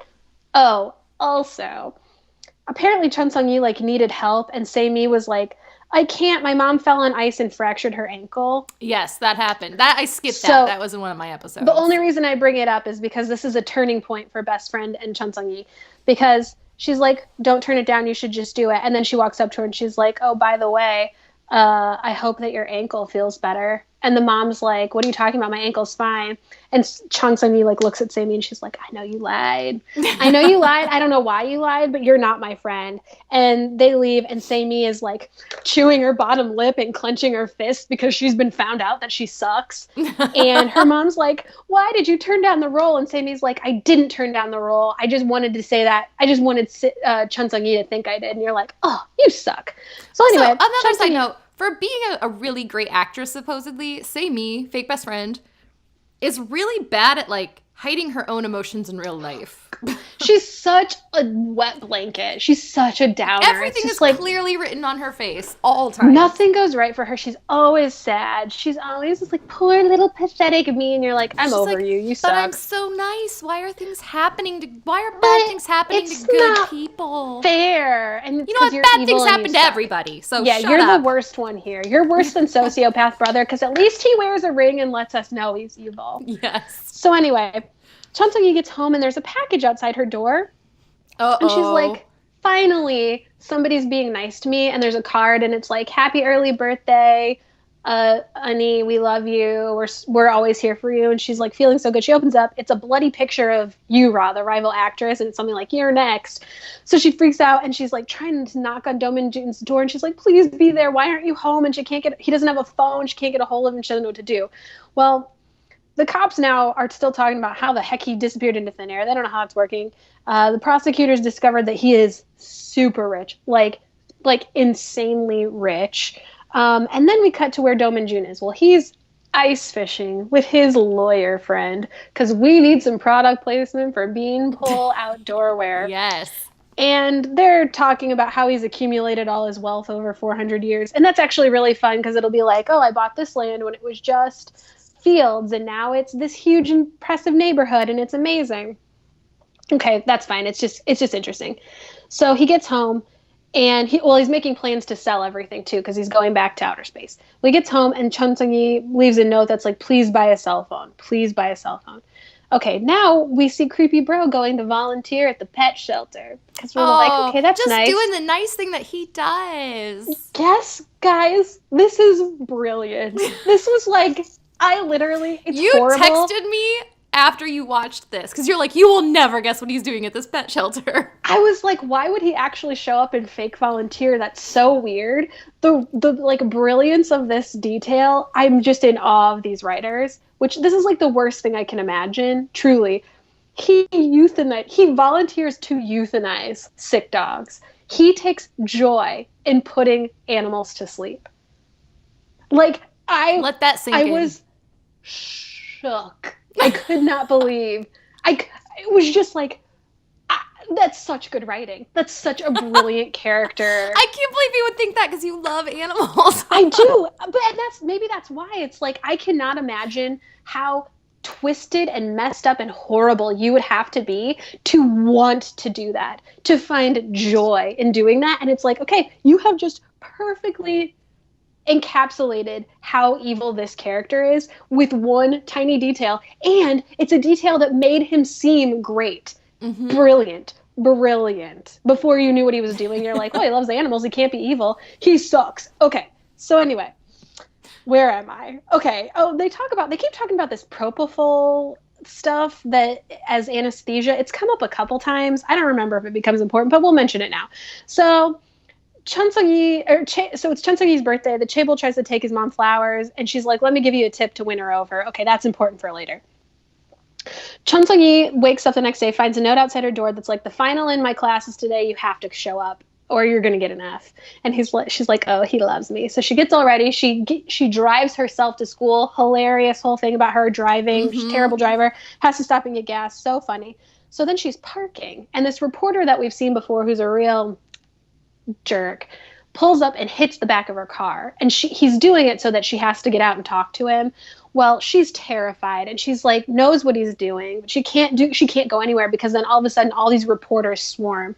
She's missing the final, like, it started, she's going to miss it. And Do-min-joon sees she's not there, and he uses a supersonic hearing to listen, and he hears these reporters swarming her car, and they're like, Sung-yi, come out of here. We want to talk to you. We want to know what happened. Well, basically, she's terrified. He shows up, parts the crowd, and he's like, I'm her legal representative, and if you don't leave, we're taking you all to court. And he basically is like, I got all of you on this, and this. You have to go. And he tells her to come out of the car. He grabs her and he says, you only hide when you're at fault. Don't hide otherwise. And it was like very powerful. And then she's like, yeah, everybody, this is my manager, so back off. And he's like, we didn't agree to that, but okay. So then he takes her to the museum because he's like, this is the emptiest place on campus. And they're walking around. She's like, I'm glad you brought me here because I hate places like this. I hate art and culture, blah, boring. But then she sees the hairpin. You guys remember the jade hairpin from the Joseon era? Oh, I remember. Sees it. You better remember because she sees it and she's drawn to it. And he's like, well, this is big. And she says, why does this make me feel sad? For some reason, looking at this makes me feel really sad. Meantime, guess who the prosecutor's sister is, guys? It's fake best friend. Fake best friend. Which, how proud should their mother be? She shouldn't be this, like, backstabbing witch. Seriously. Like, her son is a successful prosecutor, and her daughter is a famous actress. Exactly. And so she comes to, like, talk to her brother. Lower your standards, like, Ma. She's the worst. Sammy goes to talk to him. He's sleeping. And so she starts, of course, going through his evidence because why not? And she sees the picture of Do-min-joon on the boat. And she's like, wait a minute. And she has a flashback to when they were young. And she witnessed the whole truck almost hit Sung-yi thing. And she remembers it was him. She remembers his face because she has a photo. She snapped a photo and captured Do-min-joon on camera saving Chung Sun-yi 12 years ago. So she's like, what do I do with this information? This seems like a game changer. Okay, sum it up. The chaebol's like, Sung-yi, for your birthday, come to the amusement park. And Do-min-joon drives her there. And they have like a nice little talk. And he remembers the Joseon era again. Okay, they go to the amusement park. He wants her to ride the Ferris wheel on her birthday. The chaebol does. She used to ride it with her dad, and we see that she was really close with her dad. Meantime, Do-min-joon, he leaves her with chaebol, and he's looking kind of down about it. And he's remembering they're trying to escape. They get to a cliff, and the widow she gives him the jade hairpin, and she's like, thank you for everything you've done to me. I'm so happy that I met you. I didn't want to live until I met you. Like, I didn't care what happened to me, and then I met you, and for the first time I wanted to keep living. So please go home safely. And I'll never forget you, no matter what happens, no matter what life we lead in the future. So then this like group of people come to kill her, and Do-min-joon uses all of his powers to like stop them. Well, he wears himself out, and a guy goes to shoot him, and she uses her body to shield him, and she gets shot and dies. And he's like feeling stuff, and he's crying, and he's screaming at heaven, and he's like being a human. Well, back to modern day, Chun Sung-yi's like, you know what, to the table, this is actually like a really good gift, and I'm really grateful for you. And he confesses to her earnestly. He's like, look, I love you, and I want to be with you. Please, I know that we always joke about it, but I want you to marry me. And he's like, you don't have to answer right away. And she's like, no, I'm going to answer right now. And Do Min-jun stops and is like, no. She's like, my answer is, long pause. Do Min-jun freezes time because he doesn't want to hear her answer. He freezes time long enough so that he can get away from the amusement park. And then we don't know what she says. So enter episode 7. This birthday fairy tale on top of a Ferris wheel, which there's nobody at this park, by the way, just them. I think he rented it out for her. He rented it out, and she made some comment about, like, you didn't rent it out, did you? That sucks. And he's like, no. No, there's just nobody cold here tonight. Yeah, it's just fine. cold. So they get up to the top of the Ferris wheel, and even the Ferris wheel guy must be in on it because he, like, stops the Ferris wheel, which to me is very threatening. Do not take me alone in a small, confined space and then put me 5 stories in the air and make it stop and then make me give you an answer on whether or not I want to marry you. You have my life in your hands. Yeah, so and what happens next depends on my answer to this very serious question. Okay. So he stops Do Min-jun stops time, and he walks away. So time starts back up, and Chung Sung-yi is like, you know, it's so weird because I was going to give you one answer, and in just a moment's notice, my mind is telling me that that's not the right answer. So I'm going to tell you no. So she's basically saying I was going to say yes, but because Do Min-jun froze time, I guess her brain had an extra second to process what she was going to say. And she's like, this doesn't seem right. I'm going to say no. And like a true second male lead, instead of him being like, thank you, I understand, let's be friends, he's like, so there's a chance. Yeah, he says, I choose not to accept, I choose not to acknowledge the second part of your answer. I just heard you say no for right now. So he basically says, I'll just keep loving you in the background. Don't be burdened by it. What you're saying is, I can break you down maybe eventually. Like, I almost had you for a split second. That's good enough for me. I'm going to keep trying. Why, Chable? Why? Why are you torturing yourself? Get it together, dude. All right. So this, I just cannot wait to tell you about this part. Rewatched it. The next scene is him sitting at a bar, getting wasted. And he's called fake best friend to come comfort him because he likes to use people too, apparently. But the best part is he is getting slow saxed up and down because Kenny G is loudly playing at this bar. And I watched it and I was like, this is so much sax. Like, it's an unnecessary amount of saxophone. The only cure for a broken heart. Sax. Is a slow, loud saxing. From a man in a perm. Good old Kenny G. Man. Yeah, good old Kenny G. That's what it is. So, Semi, fake best friend, she's like, by the way, just so you know, like, it upsets me when you talk about Chung Sung-yi because I love you. And she looks over and he's passed out. He didn't hear her rushed fake confession. How So convenient. then she gets drunk. Then they just decide to get drunk together. So, back at Chung Sung-yi's house, bunch of stuff happens, bunch of family madness, and something's delivered to her door again. And her brother gets it, and he's like, hey, this arrived for you. And he throws it on the couch, and her mom grabs it, and her mom opens it, and inside is a bloody dead rat. And a photo. Better. I know, their gift ideas are getting more creative. Wow. And it's a photo of Chung Sung-yi, and in like what looks like blood, it's probably marker, it's written like, you're gonna die too.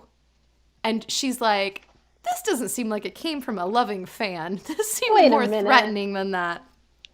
So, yikes. Basically, she's thoroughly freaked out. And in her state of terror, she goes out into the hallway with her family and she's like, get away from me. I need time to process this. And Do Min-jun is like riding up in the elevator as all this is happening. So he's hearing her and her family fight. And then you hear her mom ask her, hey, what answer did you give Chable? Because I know that he was going to propose to you. And Sung-yi is like, I said no. And Do-min-joon is still in the elevator and he can hear it. And he does this like really sexy like smirk, like, oh my God, I'm so happy, but I'm a robot and I will not show emotion. So he gets up, elevator's door is open, and her mom's like, who is this handsome guy? And Chung Sung-hee's like, this is my manager. And he's like, we haven't really discussed that. It's like, again, pump the brakes on the manager thing. But, whatever. He goes along with it. He's like, no, I shouldn't. All right. So, oh, yeah, and he does agree. I missed that. When they're on their way to the Ferris wheel, she's like, how about a part-time job now that the school year's over? And he's like, okay. Yeah, I guess. No, bodyguard, really, bodyguard, lawyer, manager, basically. Just for a little while. Fine, I guess. So, that's fine. The next day, he decides it's time to upgrade from a beeper to a cell phone because he's a manager now, and Chung Sung-hee keeps yelling at him to get a phone because she seems to be prone to murdery situations. Yeah, and when like she needs help, actual she needs to be able to call him. emergencies, yeah. Exploding appendici. And wouldn't you know it, love changes everything because that mofo goes and gets a cell phone. I feel like that is a common K-drama trope that we don't talk about enough, which is like somebody doesn't have a phone and then they have a phone because of love. Because of love. Yeah, because someone's romantic. Like, you need a phone. So while quote unquote managing Chung Sung-hee, he notices that there's a large stuffed teddy bear in her apartment, in her living room, and he's like, what is this? And she's like, oh, a loving fan. My only loving fan sent this to me as like a fan gift. And so he uses, not only does he have supersonic hearing, but he has like three-dimensional, no, we all have 3D sight. X-ray vision. He has vision. X-ray vision, and he can see into this teddy bear, and he sees there's like a video camera in there. So he reaches into the eyeball, and he rips it out, and she's like, I don't have a real fan. Like, she's more upset that she doesn't have any fans than she does the fact that somebody's been videotaping her in her apartment for weeks. So now they're going to go run some errands, and she has an opportunity to go pick up some clothes at this designer's house or building. And he's like, I guess I'll bring you. And she's like, I haven't been seen in weeks. I need to dress up and look nice and go do this public appearance, and you can't leave. And he's like, all right. So he brings her to the building, drops her off. She goes inside, meets rival best friend. It's a mess. This is where it gets good. When she goes to leave the building, Do-min-joon, I don't know why, looks up. And he's just sitting in his car, and he looks up, and there is somebody dressed all in black with like a motorcycle helmet on, and they're holding a large glass fishbowl over a balcony, and they're just waiting for Sung-hee to walk out. And she walks out, and she makes eye contact with Do-min-joon, who's in the car, and she sees that he's looking up, so then she looks up, and this person slams this fishbowl down, and it's hurtling towards her. And next thing you know, when she know it, she's on the ground, and it has not hit her. And she's wrapped in the warm embrace of this manager, alien, next-door neighbor, college professor. Mm. All things in one. He's also legally trained, so. Yes, it seems very legit. So she passes out from the shock of the situation. Happens to me every time. Mm-hmm. When she wakes up, she's in the hospital. She demands to know. She's like, I saw you in the car, and next thing I know, you were saving me. That was a millisecond. Like, how did you get to me so fast? And he's like, no one to tell you. You saw wrong. And she's like, I don't think I did. And he's like, she's like, I'm wrong. not the smartest girl, but I'm also not dumb. Like, she literally is like, yeah. I know how speed and distance works. Well, anyway, Do-min-joon leaves the hospital for something, and this creepy nurse comes in, and he's like, I'm going to give you a shot. And she's on her phone, and she just goes, okay. It's like so laid back. And next thing you know, she's unconscious. She's being wheeled out of the hospital. And when she wakes up, she is seat belted into her car. She's hurtling in this moving car towards the edge of a cliff. And her brakes have been cut. So she's pumping on the brakes and nothing's happening. And she's like, I don't know where I am. How did I get here? What is happening? And she just yells at the last minute. She's like, Do-min-joon! And it's one of my favorite scenes ever. And bam! Out of nowhere, he falls out of the sky. He plants his hands on the front of this car. The back end of he happens so fast, the back end of the car goes flying up. Glass goes flying. He dents the hood. And the car lands. It's like in the middle of the night. It's lightning. And she looks up and he looks up and they make eye contact. And we get a freeze frame. And it's time to go into episode 8. In episode 8, they make eye contact. She gets out of the car. He's gone. He gone! Do-min-joon is gone. It's like he was never there. And she is like, WTF. What just happened? I know I saw him. Well, she's freaking out. She gets her phone out. And Chable like happens to call her or something.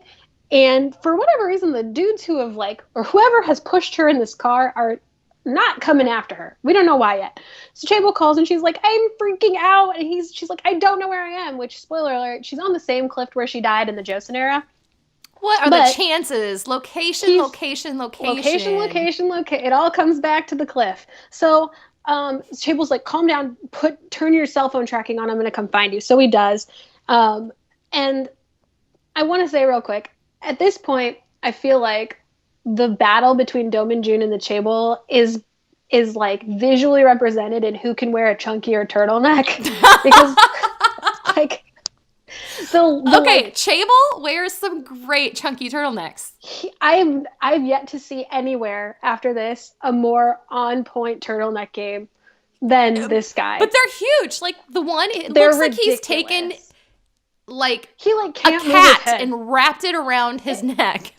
They start out regular, and then by the end they're like enveloping his entire face. They're so huge. It's like a dog cone, but it's made out of fabric for like turtleneck comfort. But it's like one of those cones you put around a dog's head so they can't lick themselves. They're insane. But anyway, he takes her home and she sees Do Min-jun and she's like, you were there, I saw you there. And he's like, I have no idea what you're talking about. And Chable's like, you were in shock, you were seeing things, it's fine. And she thanks Chable and Do Min-jun hears it and it's like killing him that he can't tell her that he was there. Meantime, Evil Bro's asking his henchman how he could have screwed up so bad. And the henchman's like, dude, a guy appeared out of nowhere. And then we see that after he stopped the car, Do Min-jun like evaporated and showed up back where the henchmen and the bad guys were and like kicked the crap out of them and saved Chun Sung-yi. So creepy bro is just, psycho bro is so mad. And then they're back at the hospital. Chaeble's throwing a fit. He's like, show me some CCTV here. And Do Min-jun's like bleeding from the hand because he stopped a dang car, but he's tending to it himself. And then, okay, Chun Sung-yi gets out of the hospital wearing another magnificent coat. She gets home. Her place has been ransacked. Just somebody went through everything while she was gone. And then we see fake best friend, who I made a note to say always dresses like it's a 4th grade school picture day. Have you noticed that? She does. Her clothes it's are very always like private school too. It's so like an American Girl doll or something.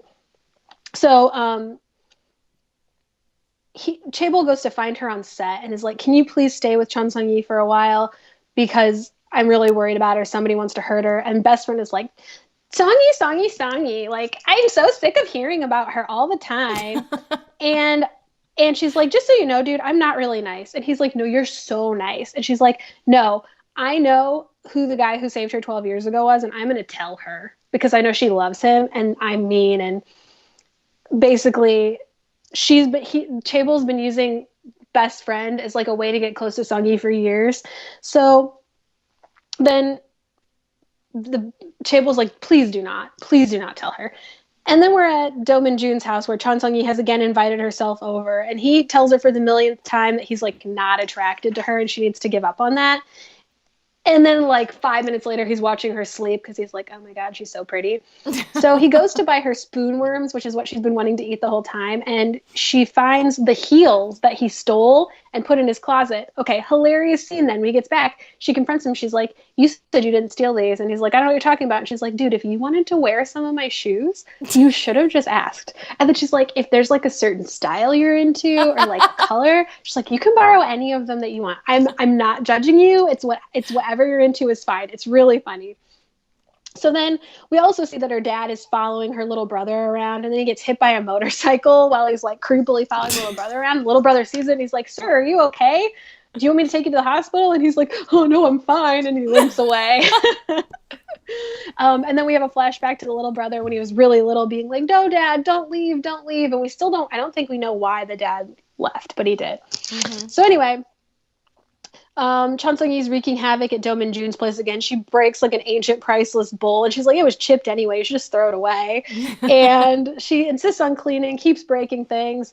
The cops are have also discovered that Yura had a stalker, and so they're saying that I think they're saying basically it was his fault that she died and that they feel really bad that Chun Sung-yi was falsely accused.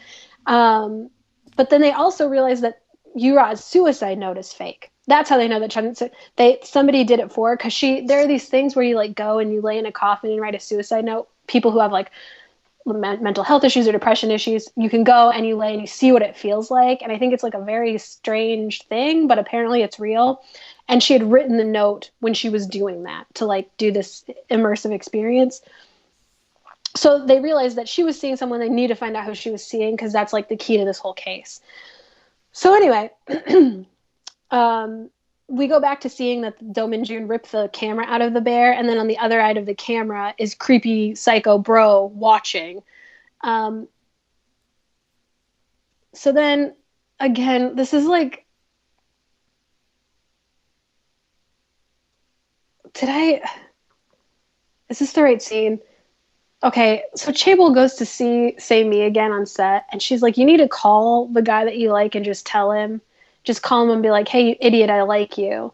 And as he's walking away, his phone rings and he answers it, and it's Yura. Not Yura, it's Say-mi, the best friend. And he's like, why are you calling me? I told you to call the guy you like. And she just looks at him with tears in her eyes, like, duh, you idiot, it's you. Mm-hmm. And then he realizes, and it's like, oh God, that's really heartbreaking. It's actually a really good scene. Okay, then cops find out the stalker who was stalking Yura is dead. And he had seen her lover's face, so the only person who can identify him is dead. Song-yi goes to meet Chaebol, runs into Psycho Bro, of course, in the elevator, and says way too much, like she knows way too much. But then he's like, who discovered the hidden camera and the teddy bear you had? And she's like, how did you know about that? And he's like, LOL, let's eat. Like, don't worry about it. And so then at dinner, she says way too much again about Yura staying away from someone. Oh, she says she saw a video of a woman telling Yura to stay away from someone, and he's like, where did you see this video? And she's like, I don't know. And he's like, where is it now? And she's like, it's gone. And he's like, that's the video I need. That's the proof. So then the lawyer friend, Do Min-jun's lawyer friend, calls him out for being jealous that Chun Sung-yi went to dinner with the Chaebol. And when Do Min-jun gets home, she's already home with beer and snacks. So she didn't even stay out. She wanted to go home. And we also learned that Do Min-jun can't drink because he gets super sloppy and starts using his powers and freaks everybody out. So Chun Sung-yi's finally like, what's your deal, man? She's like, I asked you to have a beer with me. You want to have a beer with me? What's wrong? Everyone loves me but you, and I don't understand. Okay, everybody. This is super important. So she says to him, I can captivate people with an ad that's 15 seconds long. Give me 15 seconds, and I will make you fall in love with me. So she sets a timer. They sit across each other on the couch, and she looks at him, and she's like serving him looks, like trying to look really beautiful. And then all of a sudden, she just kind of gets like still, and he's really still, and you hear the timer ticking down, like each second. And then he just grabs her face and pulls her in and kisses her. And then we go back to him saying to someone, I want to live a real life now. So like he's in love with her. So that's the end of episode 8. All right, here we go. So they've kissed. And unfortunately for aliens, another nuance of being not from this planet is human body fluids make you very ill. I forgot about that. I forgot all about that. It's very weird, but it's fun. So I'm not going to question it. Whatever. You've got me hooked. So they both stay up all night. Remember, she is still staying at his place because her place keeps getting broken into. So she's in his bed. He's on the couch. They're tossing and turning all night, both thinking about this kiss. And she gets up in the middle of the night to go get some water, and she sees him very, very sick on the couch. So he's running this crazy fever. He's sweating profusely. He's like shaking. He's under all these blankets. And she's like, you are sick. You need to go to the hospital. I'll bring you. We've been there 5 times so far in the show. And he's like, no, I can't go to the hospital. Trust me, I'm going to be fine. So she calls her best friend. She's like, listen, I'm stuck here with this guy. I don't know what to do. He won't go to the hospital. How do you get a fever to lower? And her best friend tells her, you strip him down naked and you take a sponge and you soak it in lukewarm water and you just give him a sponge bath with lukewarm water, but he has to be completely naked. You need to do his whole body. So as a viewer, we're all like, all right, let's do this. But it's Chung Sung-yi. So she like sheepishly like unbuttons like 4 buttons on his shirt, and she's like turns the other way and she's sticking her hand in there with the sponge and like messily rubbing it around. It does not look comforting for anybody involved. And he wakes up and he's like, what the H are you doing? And she's like, I'm trying to make you feel better. And he's like, you need to get out. You need to get out of my room. This is a boundary that you're crossing. The 1 meter limit thing, you're breaking it. You've ruined it. You've breached the like, 1 meter. You just kissed me, so... And she keeps saying that. She's like, do I make you sick? And she's like, you're hurting my feelings. And then she's like, was that your first kiss ever? And he's like, no. Because it was so, technically a second kiss, because the first time was when she was drunk.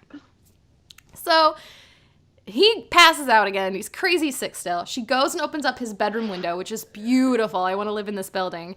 And then he wakes up in the middle of the night and he's like, I feel cold, which is weird for him because he never feels things. He never feels temperatures. So he gets up and he closes the window and he almost trips over this lump on the floor. And it's Sung-yi, and she's wrapped herself in this, wouldn't you know it, like camping gear. What are the chances that she would need it again? Camping it's a gear? beanpole sleeping bag.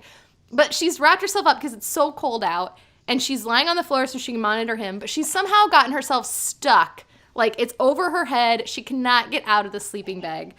And you guys, she asks him many times, like, let me out, let me out, let me out. And he's like, you're being a nuisance. Stop talking. And she's like, let me out of the sleeping bag. And go watch it. This is episode 9, y'all.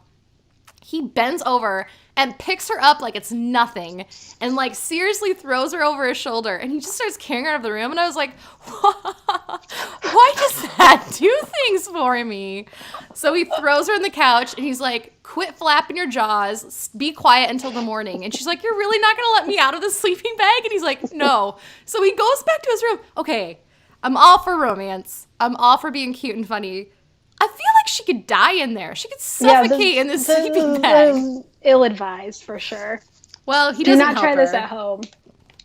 So, go watch it. It's really funny. Side story happening while all this is happening. We find out that Yura, the rival actress who has died, was pregnant. Through a series of events, the viewer finds out that she was pregnant when she was murdered. So, it's like a double yikes. Like, this is not good. So, Psycho Bro figures out that this was the case, and he's like, oh, I really need to cover my tracks now. He twirls the ring and he's like, I must murder Chang Sung-yi because she knows that we were in a relationship. But I have a question, and I don't know that much about forensics, but if she is pregnant, can't they do some sort of DNA test on like the baby or like the amniotic fluid to find out who the dad is? Or is it not his, is he not the father? I'm unsure. He's the father. I'm unsure of when they did the autopsy, if they discovered she's pregnant. I feel like that's something that you would discover. Oh, they didn't do an autopsy. The family didn't want an autopsy. Nobody knew she was pregnant, so there's no way. The family didn't want an autopsy. And I think she's been disposed of. The funeral's over, so. I think it's too late. So, meanwhile, back at the apartment, Chang Sung-yi is trying to nurse Do-min-jun back to health, and it's just hilarious. Literally the whole episode is her trying to nurse him back to health and not doing a very good job, and him being super annoyed with her. And so they're like on this patio and he's resting, and it's like days later, this kiss has knocked him renderless for days. He hears Psycho Brother has broken into her apartment, so he can hear him over there. So he makes up some sort of excuse to keep her locked away in his apartment, and he goes out, and when Brother goes to leave, he's standing right in front of the door. And he leans in, and Psycho Brother is all like, the only reason you're alive is because I'm allowing you to be. And Do-min-jun is like, do not mess with me. You don't know what you're up against. And Psycho Brother's like, yes, I do, and I will murder you and her if you don't get out of my way. So then he thinks he's won this battle. He gets on the elevator, pushes a button, and he like twirls his ring the whole way down. And when the elevator doors open, Do-min-freaking-jun is standing there. Somehow he has gotten from the 50th floor of this apartment building to the first floor before the elevator has gotten there. So Psycho Bro is like, whoa, that's a cool party trick. And Do-min-jun is like, you do not want to mess with me. And he's like, also, you need to know, you can't kill me. And Psycho's like, oh, that's cool, smooth line. Also, challenge accepted. Can I bring up a confusion I have? Yes. Because this whole time we're like, you can't kill him. No one has been able to kill him. However, at one point, lawyer is like, you only have a few weeks left. You could die. You could still die. And I'm like, okay, wait, hold up. Can he die or not? So I think, isn't it that if he contributes to the death of another human, he loses like his super protection, or it has something to do with if he kills somebody else, he can be killed. I didn't realize that. That comes into play later, I believe, like at the end of the show. But so there's something about if like he kills somebody else, he can die. Okay, that makes more sense because the lawyer was like, definitely like, you can for sure die. And I'm like, but I thought he couldn't. Yeah. No, anyway. Apparently he can.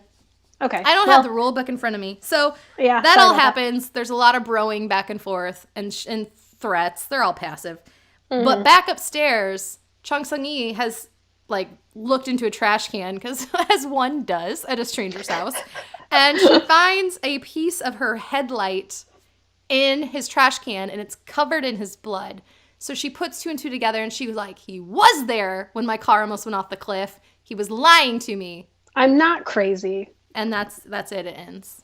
So she confronts him about it, which he is nervous at first, but then he's like, you think that's the only plastic in the entire world that could have hurt me? You're so self-centered. He kind of like overdoes it, and she's doing like is he right? Am I being crazy? And he kind of watches her like, please buy it. But she's like, I still don't know if I buy this. And she leaves. They like kind of get mad at each other and she leaves. So she goes to her real best friend, the comic book lady's house, and they're hanging out and they're like talking and she's being annoying and adorable. Sorry, I'm like going back to find all this stuff. So when Chung Sung-yi finally goes home to her own apartment, which she's been too afraid to stay there because it got ransacked and everybody keeps breaking in, her locks get changed. She's safe now. And her brother agrees that he's going to stay with her for a while. And everybody decides that's a really good solution. He'll help to keep her safe. So meantime, crazy psycho brother and his little henchmen are trying to scientifically figure out how Do Min-jun could have made it from the top of the building to the bottom of the building. They're like, it is not scientifically possible how to do this. So crazy brother is just like laughing and like, oh, this is so maybe he's evil too. Finally, a worthy adversary. Whatever. So then we keep going in the investigation. The cops go see the actress's sisters and they're like, she was pregnant, right? She had to have been dating somebody. And the sister's finally like, yeah, she was dating someone. I don't know who it was. She wouldn't tell me. I wish I could help you, but I can't. And Min-jun's doing his own investigation, trying to get surveillance video of creepy brother coming up to the apartment because he wants to prove that this guy's involved. So it's just like back and forth in the investigation. A lot is going on. And finally, we see that Min-jun has taken the flash drive that psycho brother wants from Sung-yi's house, and he has it now. It's in his apartment, and he watches it, and he sees video that rival actress was like real sneaky and had taped psycho brother and her in the car, and her asking him about his ex-wife and where his ex-wife was. And he's like, I don't know, she moved to England. I don't want to talk about it. Well, no, that's not what happened. He's got her locked in a room somewhere and not letting her out. Well, at some point, rival actress figured it out and went to go see her and got all of it on camera. So this evidence is like legitimately good evidence that this guy is nuts. So Min-jun has that. And Sung-yi is still feeling bad about how she left things with him. So she texts him and he reads it and then doesn't respond. And there's like this montage of her waiting for him to get back to her. And it's really funny. And she's going crazy because he will not respond to her. So while she's dealing with all this, she gets a call from her building manager. And he's like, yeah, your rent check bounced. Like, you don't have enough to pay rent. And so she's like, ugh, another thing I have to deal with. She's trying to sell all of her fancy bags and clothes, and it's really hard for her because she loves them all. But she like puts Do Min-jun's number on for if you're interested in buying Chung Sung-yi's former bags, call this number, which you can guess does not make him very happy. So she is trying really hard to do something and to like be self-reliant and make it work. Because she also, when she split with her management company, she was like, I'm going to pay all the fees from the companies that we got because they canceled our contracts. Like, I'm going to take responsibility for that because she's a professional and she really is a smart lady. Well, that's drained her of her money. We also found that her mom is a crazy spender and has spent a ton of money that she didn't have. So she's on the hook for all this stuff. So she doesn't really know what she's going to do. She needs to go to the company and like I don't really think she even knows what she's going to do, but she goes to Do Min-jun. She's like, I know you're mad at me. Can you please come with me? I don't think I can be strong if I'm by myself.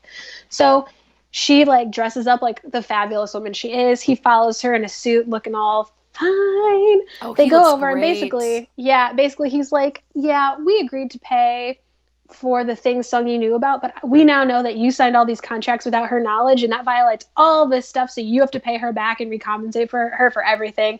And it's like, you know what? airtight. He's had 400 years to study the ever-evolving world This- of law, so he this knows a guy's- lot. He's a good lawyer, and he has the company's lawyer shaking in his boots, and he looks at the CEO and is like, "Go, you're sorry. Ironclad, man. I think we got to do this." This is what it is." So she's feeling much better. On their way out, they run into ex-best friend and Chung Sung-yi's former manager and like I guess her like makeup stylist.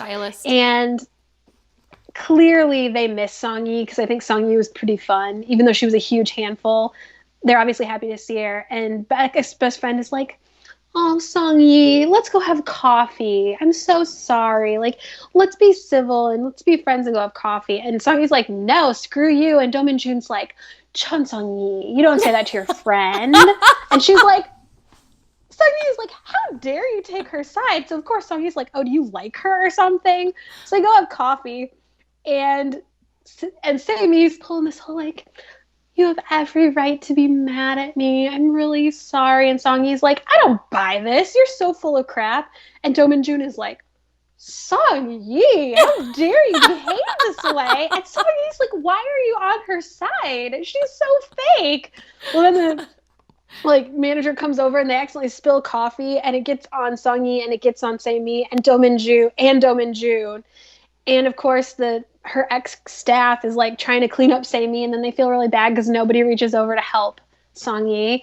And then Sammy reaches over and she's like wiping up the coffee off of Do Min-jun, and Sung-yi is like, "Don't touch him." There's a 1 meter limit. So mad. She's so mad. So they get up and leave, and of course Sung-yi's super jealous, and Do Min-jun is like, "Get over it. You're being stupid." And they have like an intense talk about how he like can't be with her forever. Like he's not always going to be there to protect her or whatever. So, anyway, they get back to the apartment building. Sung-yi's not satisfied with how they leave it. So she goes in and she sees her brother, and she's feeling like, and I think she like invites him to come have dinner, and he's like, "No, I want to go home." So the brother's like, "Hey, mom sent over side dishes," and Sung-yi's like, "Really?" She's like, "Take these next door to Do Min-jun and tell him that they're from me." So the brother's like, "Okay." So he goes over and he's like, knock, knock, and he's like, "My sister says to give you these." And Do Min-jun's like, "Thanks," and goes back in. And Chon Sung-yi's like, "What did he say?" And he's like, "I don't know. He took them and left." And she's like, "That's it? He didn't do anything else?" And he's like, "No." And then she's like pacing around, and she's like, "We should probably get that container back, right? Those are like kind of expensive." And her brother's like, "I don't know." She's like, "Go back and get it." And he's like, "No, you do it." And she's like, "Okay, should I?" So she like goes and like changes into a gown and like gets all dressed up, and she goes over. Beautiful too. Oh, she looks stunning. She goes over and she's like, "Hi, I really need that container back." And he's like, "Okay," and hands it to her and closes the door, and she's like, "Oh, what's going on?" So it's not going great. Let's see what else happens.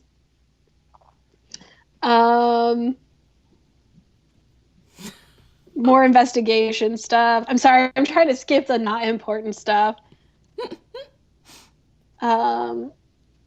Chambel at this point is also noticing some fishy behavior by his not so great brother, and it's like little stuff where like I don't know.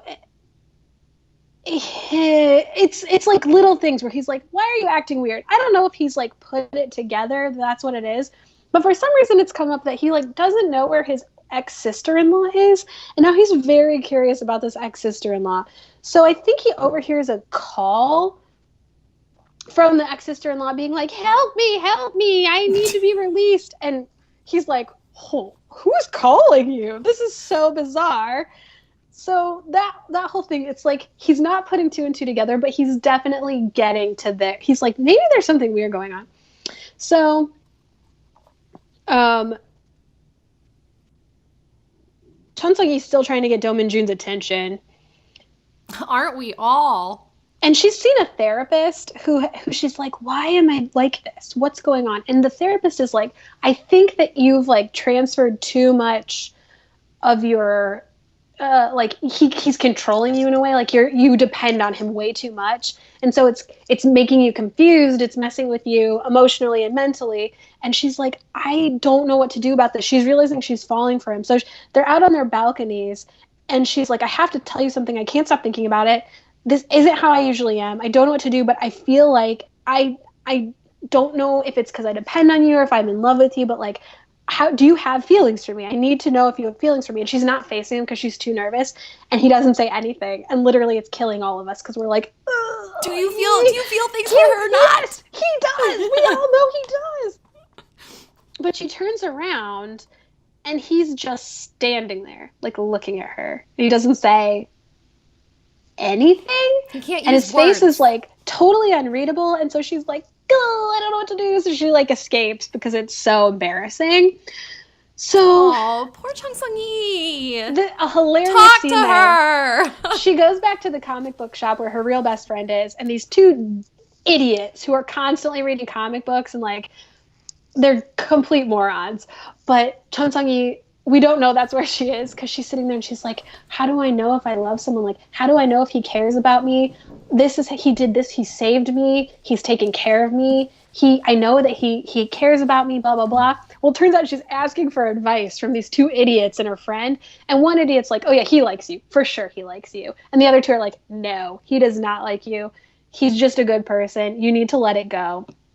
And so she's sad, but she finally feels like, I feel like she's at this point where she's like, I'm not giving up. Like, I know there's something going on. I'm not giving up. So anyway, we then go to this parking garage where the prosecutor is parking his car. And then, of course, these creepy vans pull up and block him in. And all of a sudden he's getting beat up. And he's supposed to be meeting Do Min-jun. And Do Min-jun, like, can hear what's going on. He goes down to stop it. By the time he gets there, the prosecutor's being wheeled off in a gurney. And he looks over, and Psycho Brothers in his car, like, twisting the ring. and so it's like a very big, I'm coming for you next. Well, Min-jun is obviously concerned about this. There was an attempted murder on his property. Yes. He goes somewhere, but we don't really know where he's going. And the two of them drive to this like abandoned field, and they're facing each other. And Psycho Brothers like, I know you have the flash drive, or like, I know that you know what's going on, and I know that there's something weird about you. You can't get from the top of the building to the bottom building, blah blah blah. And he's like, I'm gonna shoot you with this tranquilizer gun that you use to euthanize animals, and you're gonna die. Pause. And your finger gun is on point. Your finger gun is on point. Tranquilizer. So he's gonna get him, but of course, and I'll never understand, if Do Min-jun has the ability to like teleport at will, he waits till the very last minute for this guy to shoot the tranquilizer gun and then disappears. And Psycho Brothers like, oh, okay, this was not what I was expecting. And then Do Min-jun's like appearing and disappearing, and he's like, they're attacking each other, and it's all crazy. Well, of course, Do Min-jun got hit by the tranquilizer dart. But then he still says something to him like, I told you can't kill me. And Psycho Brother is like, I do not know. This is beyond what I've experienced. And then freeze frame. All right. Also, there's a funny epilogue here where Sung-yi is going crazy with jealousy at her therapist's office, and she also has a nail ring, and she's like twisting it. She's like, if anybody touches him, I don't know what I'll do. And it's like a funny little joke, but it's also very confusing because you're like, do not joke about that ring. Who owns a nail ring? Now I want one. I'll get you one for Christmas. For on the days when I'm really grumpy. Just don't twist it. Twist it. Yes. All right, so this is it, guys. Last episode we're going to recap today. And this is a good one. So, Psycho and Alien are fighting, And it's a K-drama rarity because there's a gun involved. Now, Megan, your finger gun was good. And but guys, it's just a dart gun, so chill out. Yeah, tranquilizer. So Psycho points the gun at the alien, pulls the trigger. Do Min-jun teleports, like Megan said, waits way too long to teleport. Way too long. Still gets away. So there's In a scuffle. fairness, it does make it more dramatic, but it does, but there's a fine line between dramatic and safety, and I feel like he went You're kind of too going far. It's not a good choice. No. So there's a scuffle. Do Min-jun emerges victorious. He teleports to his car, and he's got a dart stuck in his shoulder. Gosh darn it. So Sung-hee is in Do Min-jun's apartment in his like secret library, and she's looking at this clock, and through the reflection of the glass, she can see that Psycho Brother's secretary is hiding behind a chair, and he's like pulling out something to like hit her or stab her or shoot her. I forget what the weapon of choice is here. And so she like pretends to get a phone call from her brother, and she's like, yeah, I'm in Do Min-jun's apartment. And she like gives away her time, the location, everything. And she slowly walks away and freaks out, goes to her own apartment where her brother really is. And she tells him what happened. And she's like, I have to call Do Min-jun. So she calls Do Min-jun. Well, he's sitting in his car with a dart in his shoulder. So he weakly answers the phone. And she's like, I was just in your apartment. I think I almost got hurt. There's somebody still there. There's like, somebody you need here. to be careful. And a second later, her doorbell rings. And so she has her brother answer. And he's like, who is it? And he's like, it's maintenance. Or it's security. You guys called us. And she's like, and so he goes to let him in. And she's like, don't let him in. And she's like, we can't see you, because he's like, there's like a camera and you're supposed to be able to see who it is. And there's nobody there. Like, they're not showing themselves. And she's like, that's not right. That's not right. And so she's like, Do Min-jun, Do Min-jun, Do Min-jun. Well, another second passes. The doorbell rings again. And she's like, who is it? And Do Min-jun very weakly goes, it's me. And so she opens the door, and he's like, scans her up and down, and he's like, are you physically okay? Did they hurt you? And she's like, no. And he's like, oh, that's a relief. And then he just collapses in her arms because he's used all of his strength to teleport to her door. Which, frankly, is all she's ever wanted. Ever. Finally, he's being vulnerable with her. Well, it only took a dart gun. My goodness. Yeah, is that she what we doesn't have to start doing? why. So she has her brother lay Do Min-jun in her bed. And her brother freaks out about the situation, and she nurses Do Min-jun back to health again. She should be getting paid for all these nursing days. Seriously.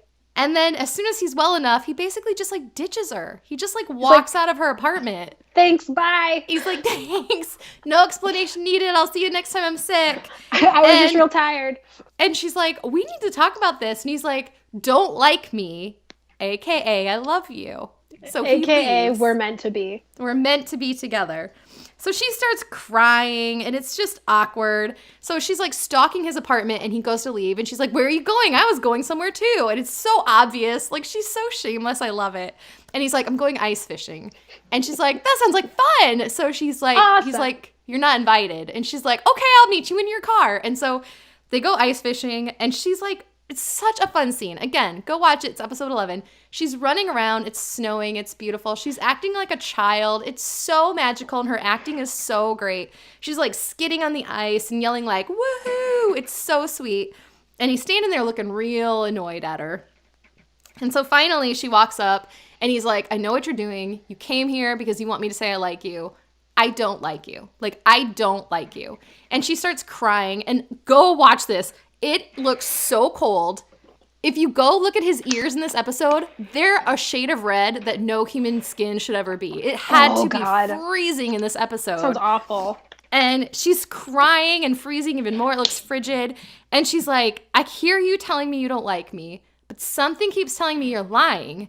And he's like, I'm not lying. And she's like, what do you want me to do? And he's like, I would like to never see you again. Burn. The coldest things that's ever been said on the coldest day. I don't understand his reasoning here, because he knows she's in great danger, and he's like the only one that can save her. So he's going to be like, I'm going to tap out a little early here. Like, I just don't get it. And I know he's going back to space, but like, It just doesn't make sense. Anyway. Well, I think it's more like he knows they're after him now because he has that USB. So he's like, if I can put distance between us, they won't hurt her. I see. Good point. I think that's his reasoning. He has the USB now. So this, again, my second favorite scene in the show where she gets drunk again. So she gets super drunk and she wakes up the next day looking hungover as all get out. Her hair's a mess, her makeup streaked down her face, and she starts having these very vivid flashbacks of what she did when she was drunk the night before. So, like, she looks at her phone. She called him 19 times. She's got, like, 50 text messages to him. They've all been read. None of them have been responded to. Which, hashtag relatable, Relatable. Like, this is so real and funny. And it's great. Like, her reaction is so great because you can tell she's like, oh, what did I do?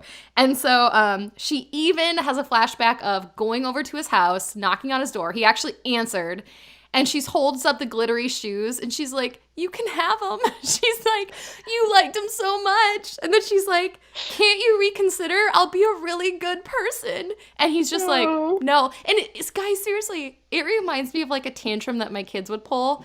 And the whole time I watch it, I'm just like, I just want somebody to embrace her and be like, I know. You sweet, sweet, lovely person. It's okay. Everything's going to be okay. It's like the stages of grief, because she's doing like the anger, the bargaining, she goes through all of it. It's so cute. And so now she's super embarrassed. She doesn't want to be seen in front of him. This is a good lesson, kids. Nothing good happens past 10 o'clock at night, especially when it involves alcohol. And so she's being embarrassed and cagey, and Do Min-joon gets a phone call. And basically this phone call is saying, in exchange for Chung Sung-yee's safety, you drop off the USB and we'll leave her alone forever. And he's like, deal, cool. So they're like, meet us here at this undisclosed location in the middle of the night, in the middle of a road. And he's like, that sounds very, very safe. So he goes, what could possibly go wrong? And sure enough, a car comes speeding at him. Well, he looks at it and he goes to freeze time. Well, throughout this whole show, we're seeing that his powers are getting weaker and weaker. And so he freezes time for like a millisecond, and then it picks right back up. And he hasn't teleported or anything, and he gets hit by this car, and he goes flying in the air. And the episode ends as we're panning up. You get this nice shot from down below, and he's lying awkwardly in the street, and a pool of blood is growing around him. And we get a freeze frame. Yikes. What a good place to stop. And that's where we'll be stopping for today. I don't even know what happens next. I don't remember. You don't remember? Well, you gotta pick it up with episode 12 next time we pick this show back up. Can't wait. So, any final thoughts on the first half of My Love from Another Star? It is funny because I feel like as a premise, it is not as nonsensical as Rooftop Prince, where you're like, what is going on? But for some reason, it's just harder to like be goofy about it because I feel like, and I love Rooftop Prince. I'm not dogging on Rooftop Prince, but I feel like the writing in My Love from the Star is so tight. It's really hard to crack holes in it. You can crack holes in like the motivation sometimes of him, of the alien, where you're like, I don't really get why you're doing this. Or you can kind of think like that's not good enough motivation. But overall, it's just like, well, I kind of understand why all of this is happening. And I'm letting myself let go of a lot of the like, he's an alien. I'm just kind of going to accept it. Well, and I also love her character so, again, she's so shameless. Where like, we skipped this because it wasn't really important. But at one point she gets a phone call and they're like, hey, your clothes are ready. You can come pick them up. And she's having like a meal with Do Min-joon. And she's like, I guess I'll have to check my schedule. And she like pretends to set the phone aside for a minute. And she goes, what do you know? I just happen to have a cancellation. And it's like clear she's lying and trying to make herself sound more important. But it's so relatable where it's like, I think we all want to do that in our lives. And she just does it. It's the same where she's trying to sell her purses. And she changes the number to hers. And she finally gets a call of somebody wanting to buy it. And she like does a fake voice. Like, oh yeah, I'm selling Chun Sung-yee's shoes. And she's like doing this whole thing. And then you hear her go like, they're not fake. They're real. She like starts yelling and you're just like, God, you're so complicated and difficult and wonderful and just such a sweet, great, hilarious person who's just really trying so hard to be the best version of herself. She's wonderful. She's just such a fully fleshed out character. And we talked to like female leads often are the damsel in distress. And people can play them really as strong damsels in distress. People can play them as weak, kind of soft ones. And that doesn't mean, I mean, I've seen great versions either way. And yeah, Chun Sung-yi does fall into that damsel in distress thing sometimes, but you never feel like that's what she is. You feel like Mm-hmm. she's like takes control of her own life a lot and has been on her own her whole life and has been in charge of her own problems her whole life and isn't really good at dealing with them, but she still deals with them. And I just feel like it was such a refreshing change of pace for a character. She's just so different. She's just I different. love her. I love, I mean, I feel like his character has been done Yeah. before, not necessarily in alien form, but Yeah. he plays it Yeah. so well, and their chemistry is fantastic. And if you guys, a listener actually wrote to us, and I have yet to respond, but she mentioned there's a ton of behind the scenes footage that you can find of the show on like YouTube and stuff. And I've watched them myself when I watch the show, and they are their chemistry is so good. Like they just seem like they genuinely love being together. They love working together. They're both so professional, and they have a great time like bringing this crazy story and these amazing characters to life. I think it's a must watch. I love this show. I love And the show. I think what's kind of like back to that dynamic, it's fun to see it flipped where the woman, the female character, is the crazy one with the big personality and like the big character choices, and the guy is like the straight man, like plays off of her. I feel like a lot of times it's the opposite where it's like, I'm the rich Chable and I have a huge personality and I'm kind of terrible. And this time it's the woman and it's like, oh, this is cool. This is fun to It's see a woman fun. who's this dynamic. Yeah. And So also, it's weird because it's like a Noona romance, but it's not a Noona romance because technically, in real life, she's way older than him. yeah. In the show, she seems older than him, but in the reality of the show, he's 400 years old. And So it's it's so really funny. like he gets mad at her for talking down to him and like dropping the is it honorific? Yeah. Honorifics. Yeah. Honorifics. And she's like, but I'm older than you. And it's just like it's so funny to like watch the nuances of that. She loves to bring it up to her. She's like, just looking at you, I can tell that I'm older than you. So let me tell you from an older person's experience. And he's over here like, girl, it's been hundreds of years. I am so old. They play it it's so really well. fun. Yeah, This character, he plays it like he genuinely is older than her, and it's clear he's not. This was also one of the first shows I saw that has an opening title sequence, and it's wonderful because it's Do Min-jun. The music's really fun, but it's Do Min-jun in like the traditional Joseon era clothing, standing in an open field, and then the camera like pans, and you see like Seoul being built in quick motion, and then it pans back down, and it's Do Min-jun in modern day clothes, and it's such a fun opening. It's really short, but it was like it sets the scene perfectly. It really sets you up for what the show is about, and like this aesthetic of the show, which is old and new and history and the present day and how it all blends together. And I remember being like, wow, this is the first time I've seen that. And I know that sometimes shows will have opening credits, but they just get cut from streaming sites here. But for whatever reason, this one didn't. And I just really liked it. It's so great. Yeah. Well, I love it. I hope we did it justice to all the My Love from Another Star fans out there. If you haven't watched the show, hopefully we recapped it well. I still think you should go watch the show, but it's a lot of fun. To each their own. Yeah. So, any final thoughts, Megan? Anything else we forgot today? No, I'm looking forward to the next half of it. Me too. It's going to be awesome. Do you want to take us on out? Yes, as always, guys, please chat with us, talk to us. You can find us on social media, Twitter at Noona Ya Business, Facebook at Noona Ya Business. We're on YouTube, Noona Ya Business. You can find us on Spotify, Podbean, Stitcher, what's that one? Spotify. Did you say Spotify? I said that. We're going to be on Google Play shortly. Mm-hmm. We're working on Google Play. Please leave a review, give us some feedback, let us know what you're doing, what you're watching, what you're thinking about, and please check out our sponsor, whoarted.com, who-arted.com, and that should do it as far as where you can find us this week. Oh, Instagram. Awesome. We're on Instagram. Noona Ya Business Podcast. We're all over the place. We're everywhere. Well, thank you everybody for joining us, whether this is your first episode or your 41st episode. Thank you for joining us today, and we'll talk to you guys next week.